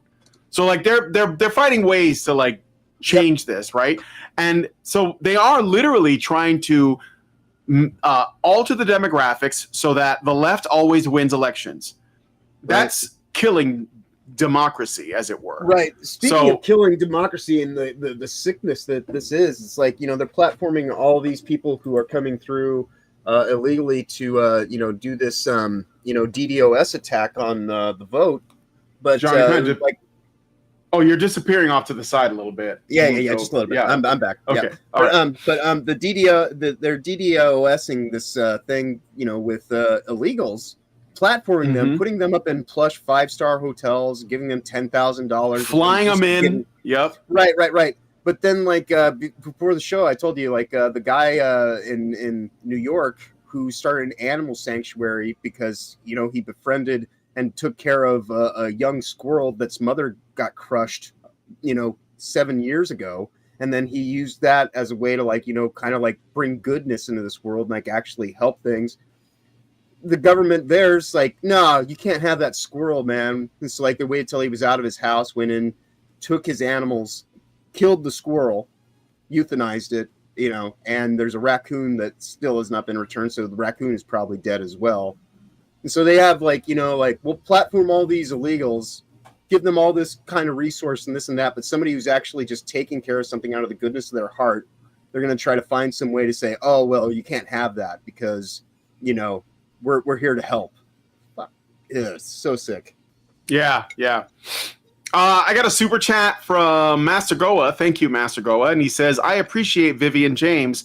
Things might be different if Journos would stop orgies for coverage. It's sad that they need 5-player co-op to tame one girl. Nice. All right. Thank you for that. And yes, I also appreciate Vivian James. I think that from the moment I heard about the controversy with the Fine Young Capitalists, which is where the Vivian James meme comes from, I was like, we got to protect this girl. So this is the one girl that we have to protect is Vivian. Okay. So please do. Anyway, not Rumble Chan because she can protect herself. Trust me. But anyway, so we're going to move on to the next story, but this is totally cringe. And I've already voted for Trump. So take that.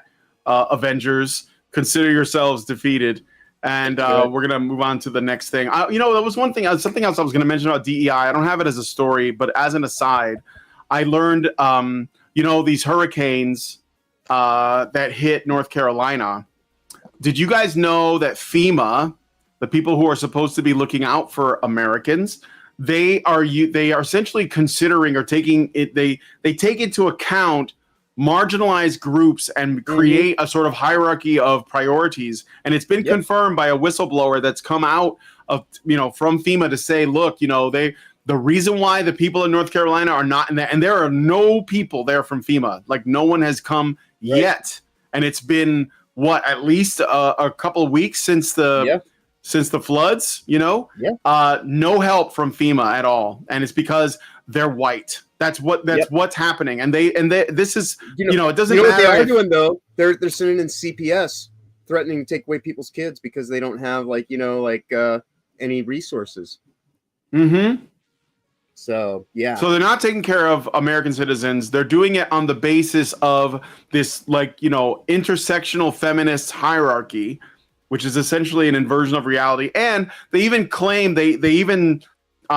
claim that they don't give any FEMA doesn't do anything to support houses of worship, is what they call it, which is essentially to say Christian organizations, but they do help mosques and they do help synagogues and temples. So like that, they're specifically targeting Christians and saying that it's just religion in general, but that's bullshit. Like if it's a mosque or if it's a synagogue, they're there. Okay. So that's bullshit. Okay. So anyway, let's get into the last story I want to cover. And then we'll do some cake if we have time. So new research on female video game characters uncovers a surprising twist. Not really surprising. Yeah. But still, this is like people are figuring this out. It's only a twist because your ideology is twisted. Yes. Apparently, female gamers prefer playing as highly sexualized characters despite supposedly disliking them. This just in, women are horny.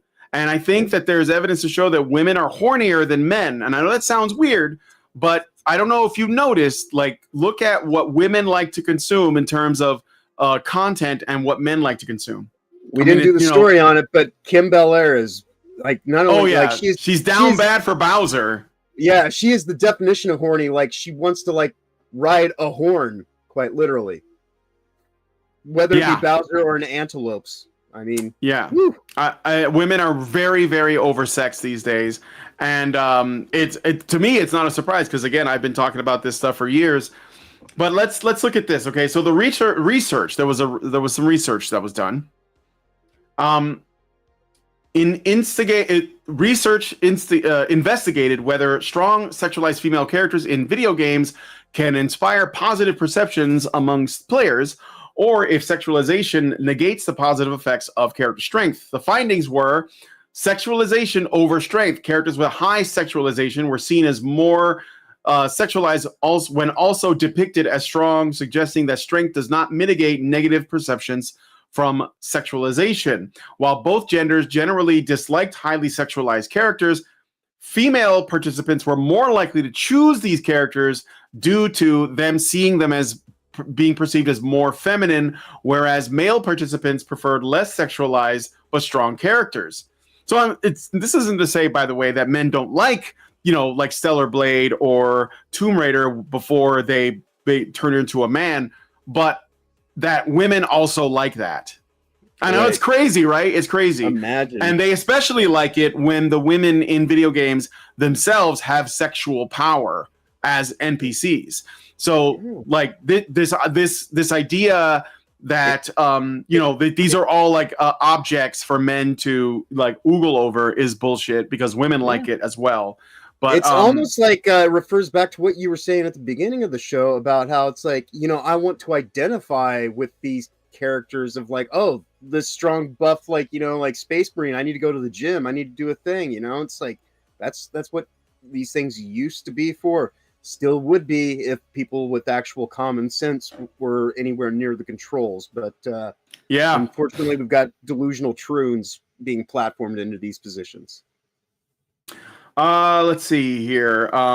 So active versus passive engagement. When players could control characters, so like if they were playing them versus watching them, the impact of strength cues on perceptions of femininity and competence increased. Strong characters were seen as less warm, but more competent. There is like the methodology. 2 experiments were conducted using the game Soul Calibur 6. Characters were manipulated to have varying levels of sexualization and strength. Participants either watched these characters in action or they played as them. When I thought of Soul Calibur 6, my brain went right to Ivy because that's who I main on Soul Calibur 6, and she is very hot. And she is very hot. Plays well. She plays well. And she is hot, but her fucking chain sword, like the whip sword, dude. Yeah, it's a badass weapon. That's why that's literally like when they introduced Ivy in Soul Calibur 1, which is the sequel to Soul Blade. I was like, I'm playing that character because I like the weapon, and it didn't hurt that she was hot. But like And that's why, like Mr. 0303 says, it's Ivy is tricky to main, but that's what I'm drawn to. Characters that are harder to play as are the ones I want to play as. Yeah, like because of the stances and stuff. Yeah. Yeah, it's like Eddie back on Tekken. You know, like I used to play the living shit out of Link on the GameCube version of I think it was Soul Calibur 4, but other than that, Ivy all day. Yeah, Urgo says she was hard to use. I use Mitsurugi. On Tekken, I play King a lot because he's also complex. A lot of Tekken characters are complex, but King, Feng Wei, Leroy, what's his name? Leroy Smith. I wanted to get into Lei Wulong, but I had a friend who wanted to main him, so I didn't touch Lei Wulong. But I mean, that's a good character if you like to, get into stances and complexity. So, I also played. I think it was Ivy's dad. Like he had a pirate skin. Remember? Cervantes. Yeah, Yes. Cervantes and Ivy. Yeah. Cervantes is cool. Yeah. Anyway, that's a good game. I haven't played it in a long time. Might want to get back into that. But yeah, when I thought of sexualized characters, I immediately went to Ivy and Sophitia because Sophitia's like, I think she's nursing is all I'm saying. I don't know, but I think she's nursing. Oh yeah, Nightmare and Voldo. Voldo is very complex Voldo's too. Also, yeah. Fucking weird, dude. Such a great game though. It is a good game. Okay, anyway. So they use Soul Calibur 6. The interplay between character design elements like sexualization and strength affects player engagement and perceptions differently based on the level of interactivity. Character design continues to play a critical role in shaping player attitudes. So essentially what they found is that when women were observing characters, they liked it less, but when it came to playing them, they liked it more. So there was something about inserting themselves into the characters. And yeah, it turns out women are horny and women like hot female characters. They don't want to play like, androgynous, like troon characters that pretend to be women. And that's just, it's just reality, guys. And not to like bring it back to like the things I always bring it to, but I find that it bears some interesting bit of psychology since we are talking about these kinds of things. For as much as women do complain about, people's porn habits and this and that, I worked in a porn shop. Women get some of the most crazy porn and like I bet they do. Yeah, dude. Yeah, I bet they do. I mean, so and I mean like weird shit, and like like they like what they like, and it's usually like the most like Kim Bel-Air. I guess I have to watch it all. I have to look at everything, like in this weird kind of like, like Leather Daddy Bowser bullshit, Bowser Day or whatever the hell the thing, which do not look into. I have not, and I know that it's no good that can come from that. Go watch Lemon Party or Goatsy or One Dude, One Jar or like Two Girls, One Cup instead before you go into that. Because anything that is made for Kim Bel-Air, I almost said Kim Bowser, but she wants to be Kim Koopa. Anything that's made for her psychology, you don't want any part of, But don't watch those other things either. Anyways, I'm sorry, I was muted. No, it's okay. I got it. I'm like putting in the stuff for cake. So I got a couple comments I want to read from the chat. Neat Scholar says, for women, sexy is power. So sexy women give an appearance of being more powerful. Yeah, I know. Groundbreaking concept. Yeah, for sure. Mr. 0303 says, I'm a Heihachi Dragunov guy. Yeah, I play the Mishimas a lot. Li Chaolan. I'm all over the place, honestly. Yeah. But one of the ones I got really committed to learning was King. I wanted to do the his crazy like throw combos. Serathis says, women like bestiality a bit too much. We all know about white girls and dogs. Yeah, I know. Don't remind me. Norwegian Black Templar says, in other words, when they were observing, they felt threatened, but when they were playing, they felt like they were the threat. Yeah, I think that's interesting. I think that's true. I think there's something to that. Don't rule 34 Bowser. Noted. Well, what about Bowsette? I know that was a thing for a while. Kim wants to be Bowsette. Yeah, she. Okay. Right. The troon that a company in Dragon Age. I was jokingly calling Kim Koopa earlier this week. The one that's in the image. Yeah, that's what she's down for. All right. So anyway, with all that, let's do a little bit of cake and then wrap it up. So Yep. we're gonna look at some sales. Okay, we already know Concord is dead, and now the studio is officially gone. So, it's SJ in the chat. Welcome to the show, SJ. I'm just seeing you now for the first time. I have taken better quality shits in the toilet than the story writing in DA Veilguard. Yeah. Yeah, sadly, that's where we're at now. So what are you going to do? So how well is Dragon Age the Veilguard doing according to the Steam charts? We have 72,000 in game. That's underwhelming, I think. Considering, I should share the tab so you guys can see it. Yeah. Yeah, it's a bit underwhelming considering. I don't know. People are saying it sold really well, but we've already covered so this, I guess, is their stretch. peak high because they were 71,414, I believe, was day one. So it is past noon on the East Coast, and it is it's going to be 10 a.m. on the West Coast. So peak time for this game is over the course of the next 4 to 5 hours. So if they're only just marginally above what they did yesterday, so their new peak high is 77,465. Yeah. This is not hitting true. This is not I don't know. 6 digits. Yeah, I don't know whether or not the previous games in the franchise have had higher peaks for that. I didn't look at those numbers. But they wouldn't show they wouldn't reflect appropriately on Steam because they used to be console exclusive for years. But in terms of net sales, which I said Dragon's Age Inquisition sold 1 million copies on day one, and so that's everything they're doing right now is spin for this thing. It's not the hit that everybody's trying to proclaim it to be. It's only if you take it through a myopic kind of lens and really, rather than having a telescope or I guess more binoculars or something like that to actually get a panorama of all this kind of stuff. They just want you to no, just focus in right here on this really nebulous detail. And we're going to act like that's all the context that you need to actually, such bullshit. All right, let me get ready. So we looked at Dragon Age. If I had to guess, I would say these are underwhelming numbers considering how long people were waiting for this game to come out. And it took them 8 years to make it. And I believe it went back to the drawing board a couple of times once the Troons came on board and were like, can you make this about me? Right. So let's now look at Starfield fucking pronouns. 7,350 in game. Ouch. And this is Bethesda. Man, dude, is that bad? It sounds bad to me. 7,000, and it's been steadily on the decline for a while. So Starfield not doing so hot, right?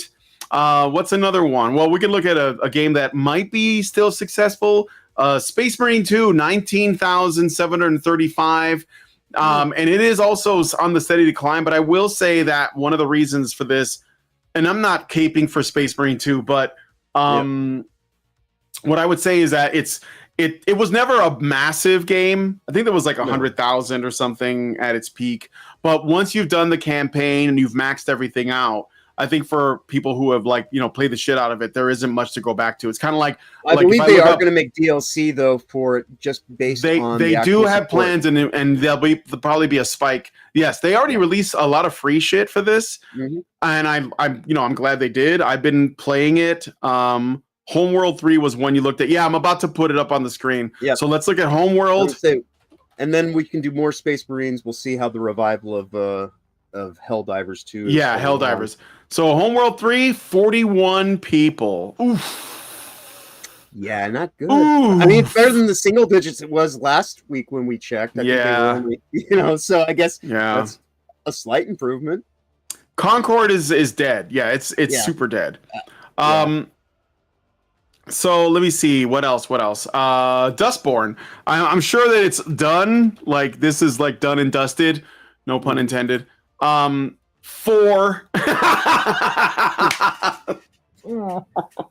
All right, how about members of the band? How about the Troon Simulator? Life is Strange. Life is Strange. This is like, what's the True Colors? No, Double Exposure. Life is Strange. Double Exposure. Okay. 3,394. This game came out like, I think it was like yesterday. No. It came out on the 29th of October. So it's been out less than a week. So 3,000. Oh, look, it peaked up here at 8,000 players, but it looks like it's been dipping. Yeah. Not a fan of these games personally. So yeah, Double Exposure is the Sweet Baby Inc. sponsored one. But honestly, I think you can make a really good case that all of these games are bad. Like these Life is Strange games are woke, lesbian, romance, fantasy bullshit. So yeah, it deserves this. What's another one?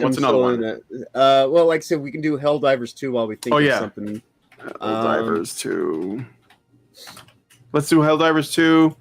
47,000. That's actually, considering this game's been out since February, that's pretty decent. And it's not great.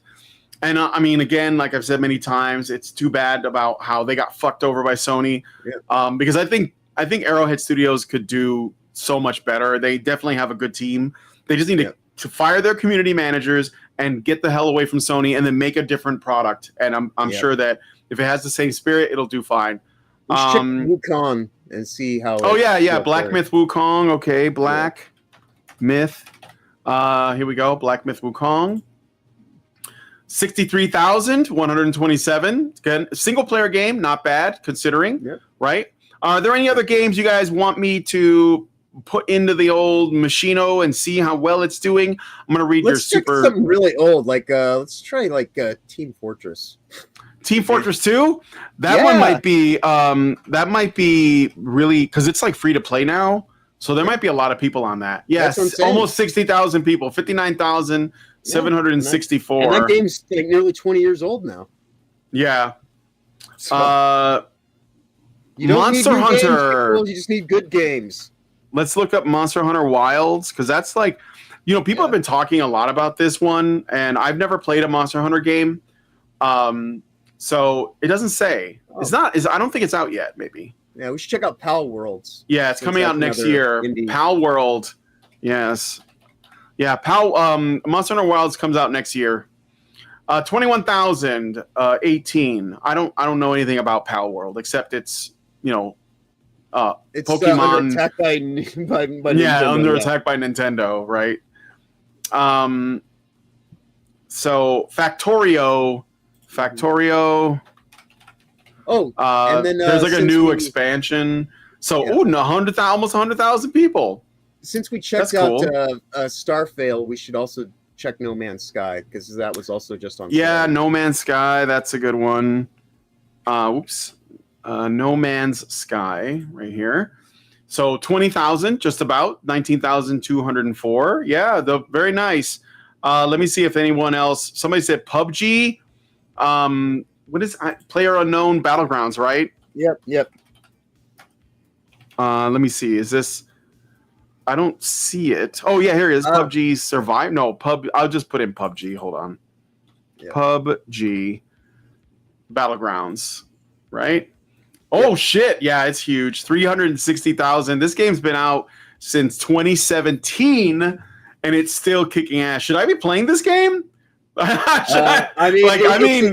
It's the thing that started the whole Fortnite craze and whatnot, but it's not like one of the comments in the chat about that Freedom City thing is evidently you can't use guns on the map. Yeah, my nephew really wants me to play Fortnite with him, and I'm like, dude, I'm gonna suck so hard. My brother, I'm sure, tries to get me to do it too, and I just say I don't care if you paid me. I'm sure Fortnite is doing really well. I will not ever play Fortnite. Is Fortnite not on?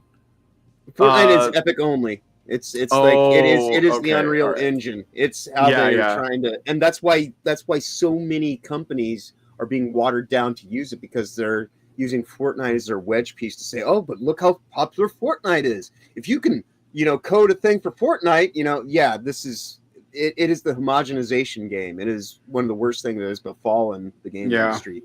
And it's also, it's like Fortnite is you remember when Disney had the Infinity Box and like that game went away? All those assets went into Fortnite, basically. So Fortnite is supporting Disney. Fuck Fortnite.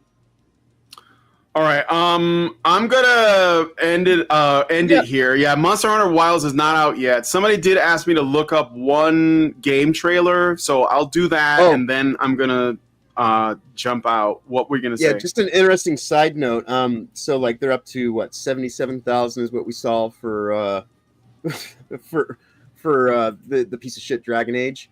The other day on Nerd Wars, they were showing that just the just the for Black Myth Wukong before the game came out, when people were testing to see if their graphics card was good enough, 85,000. So they can't even beat like a graphics card tool. Oh God. Yeah. Okay, so Dean Domino sent us $4.99 super chat. That's why I'm going to do it, because he did send a super chat asking me to do this, and said, if you're taking suggestions, then perhaps Kingmakers and I Am Your Beast. So let me look those up. Hold on a second. I think for future shows, we should announce at the beginning that people want to, chime in with their. Well, then I can just go back and bring it up. Yeah, that's cool. That makes sense. All right, so hold on a second. So Kingmakers, I'm gonna put it on the screen here. Let me share this tab, and we'll take a quick look at this trailer. This is for Kingmakers. We don't know where he came from, but I'll tell you. He built our village into a city. He's the one who trained our army, who grew us into an empire. Kind of reminds me of that Civil War game that you showed the other day. But if you think you can stop War of Rights, yeah. You're already dead. Oh, you're in a car? This is like Army of Darkness. What? Dude! Dude! Alright.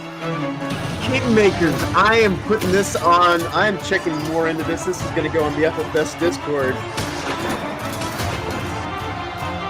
Fucking Evil Dead!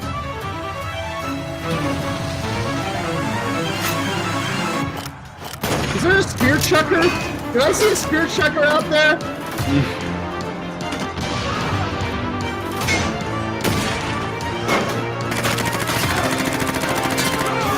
Time Cop, Evil Dead, this is great. Yeah. More of this.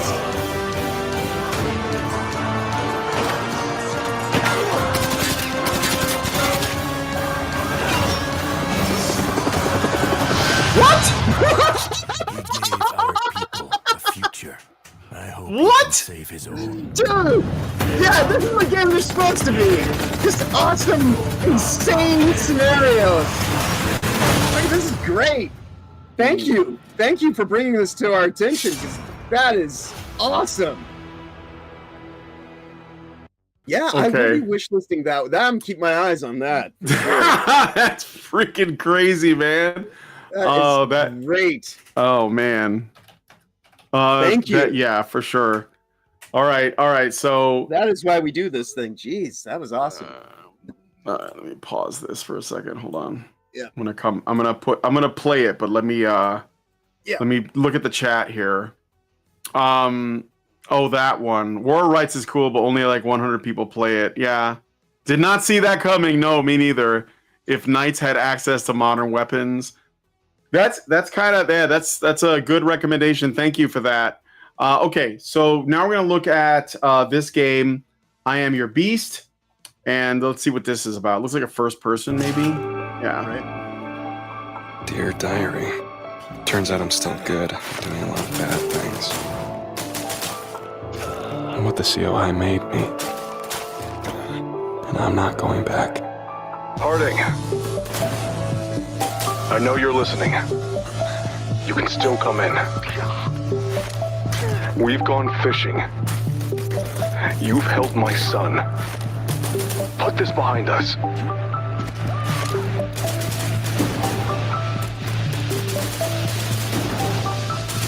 Alphonse Harding, respond!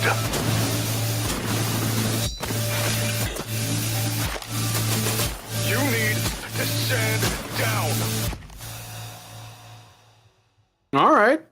I like that. I mean, it's a stylish comic book micro. Hunt the military industrial complex across stylish comic book micro sandboxes in this fast-paced covert revenge thriller FPS from the developers of El Paso Elsewhere. And yeah, I like it. It's got like a the Bourne Identity vibe going on. So a little bit of 13. Anybody remembers that game from over a decade ago? Mm-hmm. Yeah, Mastergoa says for $5, thank you, Mastergoa. If you are watching game trailers off Steam, please see Trail Out and Mad Mullet Jack. I know about Mad Mullet Jack. I think we talked about it on a show a while back, like one of the early ones. But I could put the trailer on for you guys anyway. But thank you for the 5. Let's do this, and then I'm gonna quit out. Yeah, it's John Wick vibes for sure. I was thinking more like Jason Bourne, but yeah, John Wick 2 is a good one. Okay, so let me put that in. Trail Out. Okay, so let's see. Trail Out, $10.99. It's a car thing, I think. Is that right?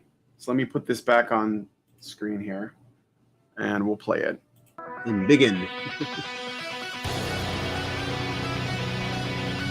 Oh, this is like, do you remember that there was this racing game where you were driving and there was like fucking buildings falling and explosions happening around you, but it was like a racing game? Right, right. I'm not talking about Burnout. It was something else. But yeah, no. I guess this is sort of like that.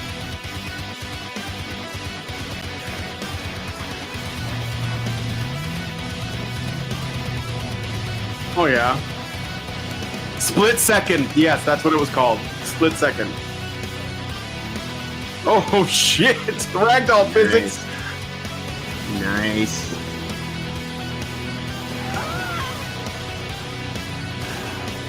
Oh, shit.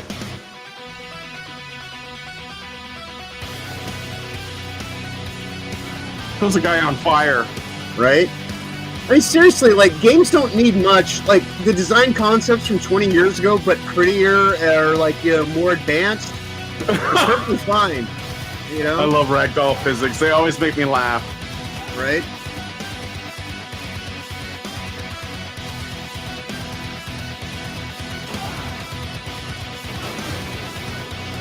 Carmageddon, yeah. Yep. Flat Out.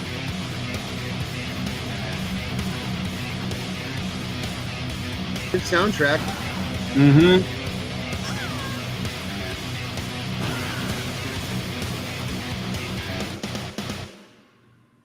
All right. Yeah, that looks good. Again, there are still people doing good work out here, you know? Yeah. All right, I'll put There's in... plenty of great games for people to get involved with that have nothing to do with large-scale corporations and their whole, like, like, watering down of everything.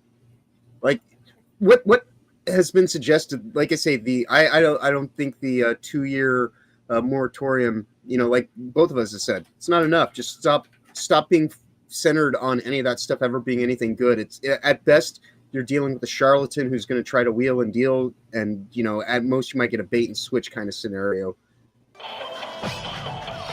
All right, Mullet Mad Jack is what it's called. It's definitely like got an aesthetic. Yeah, it does.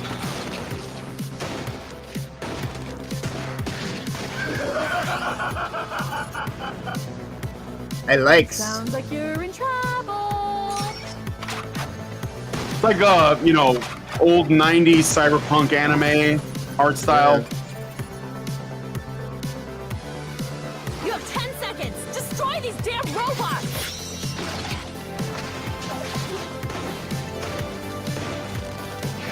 Okay, boss. Roger.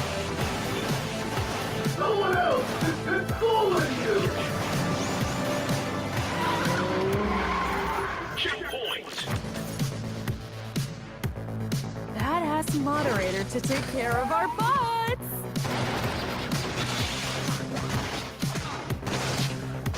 Oh, looks like it's too late to favor. Now be a good boy and die. This is great. Mm-hmm. This game blows your mind. mullet, Mad Jack. It might be a serious Sam in certain ways. Yeah, some people are saying, what was it, Shadow Warrior, and I was thinking of something else too. I can't think of it right now, but it's definitely cool. So. Yeah. I'm going to end the show there. Thanks, guys, so much for joining us. This one a little bit long, but it's okay. Thank you for the recommendations. Yeah, I got more demos I'm going to show off, but not here. I'm going to do some videos on them. So be on the lookout for that. Because again, I'm all about talking about what's wrong with our culture, because I think our culture is terribly sick. But I also want to point people in a more positive direction. So support people who are making good content.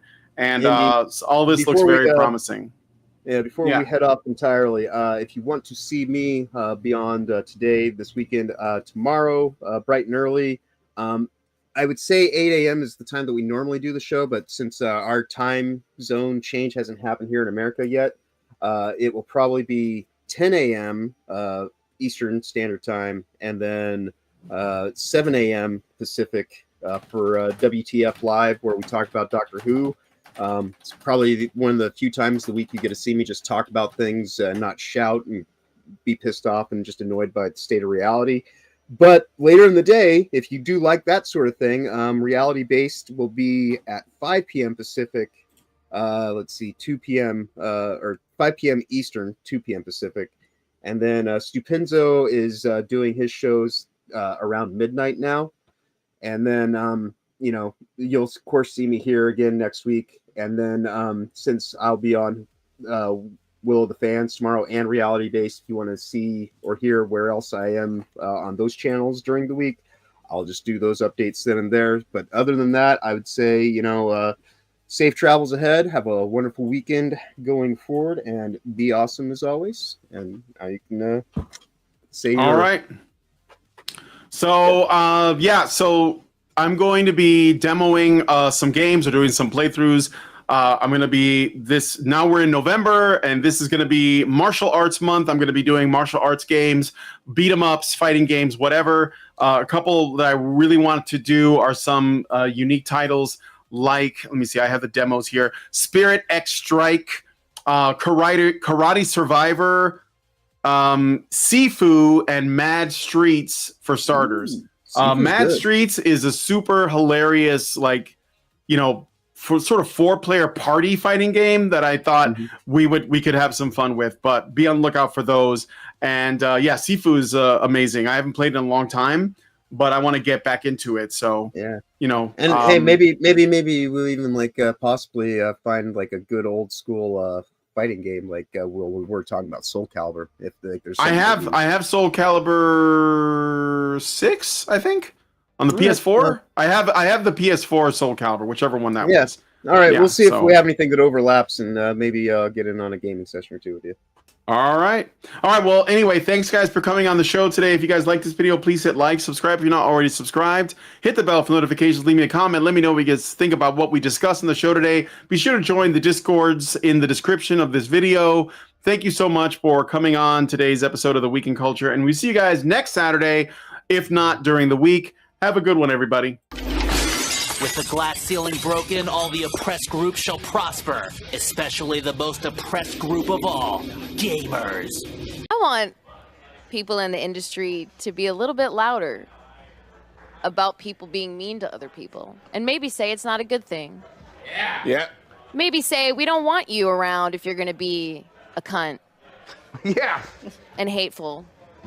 And that the games industry is diverse naturally. Not because anyone's making them be diverse. Because the world is diverse, you stupid motherfucker. And if you have a problem with that, come fight me. Physically. Bitch. Has anyone taken you up on that yet? No, because they're all pussies. Yep. Down here, salt is a way of life. Obviously, the environment down here is all salt. The ceiling's salt, the floor is salt, the walls are salt, and to an extent, the air is salt. And you breathe that in, and you can constantly taste the salt.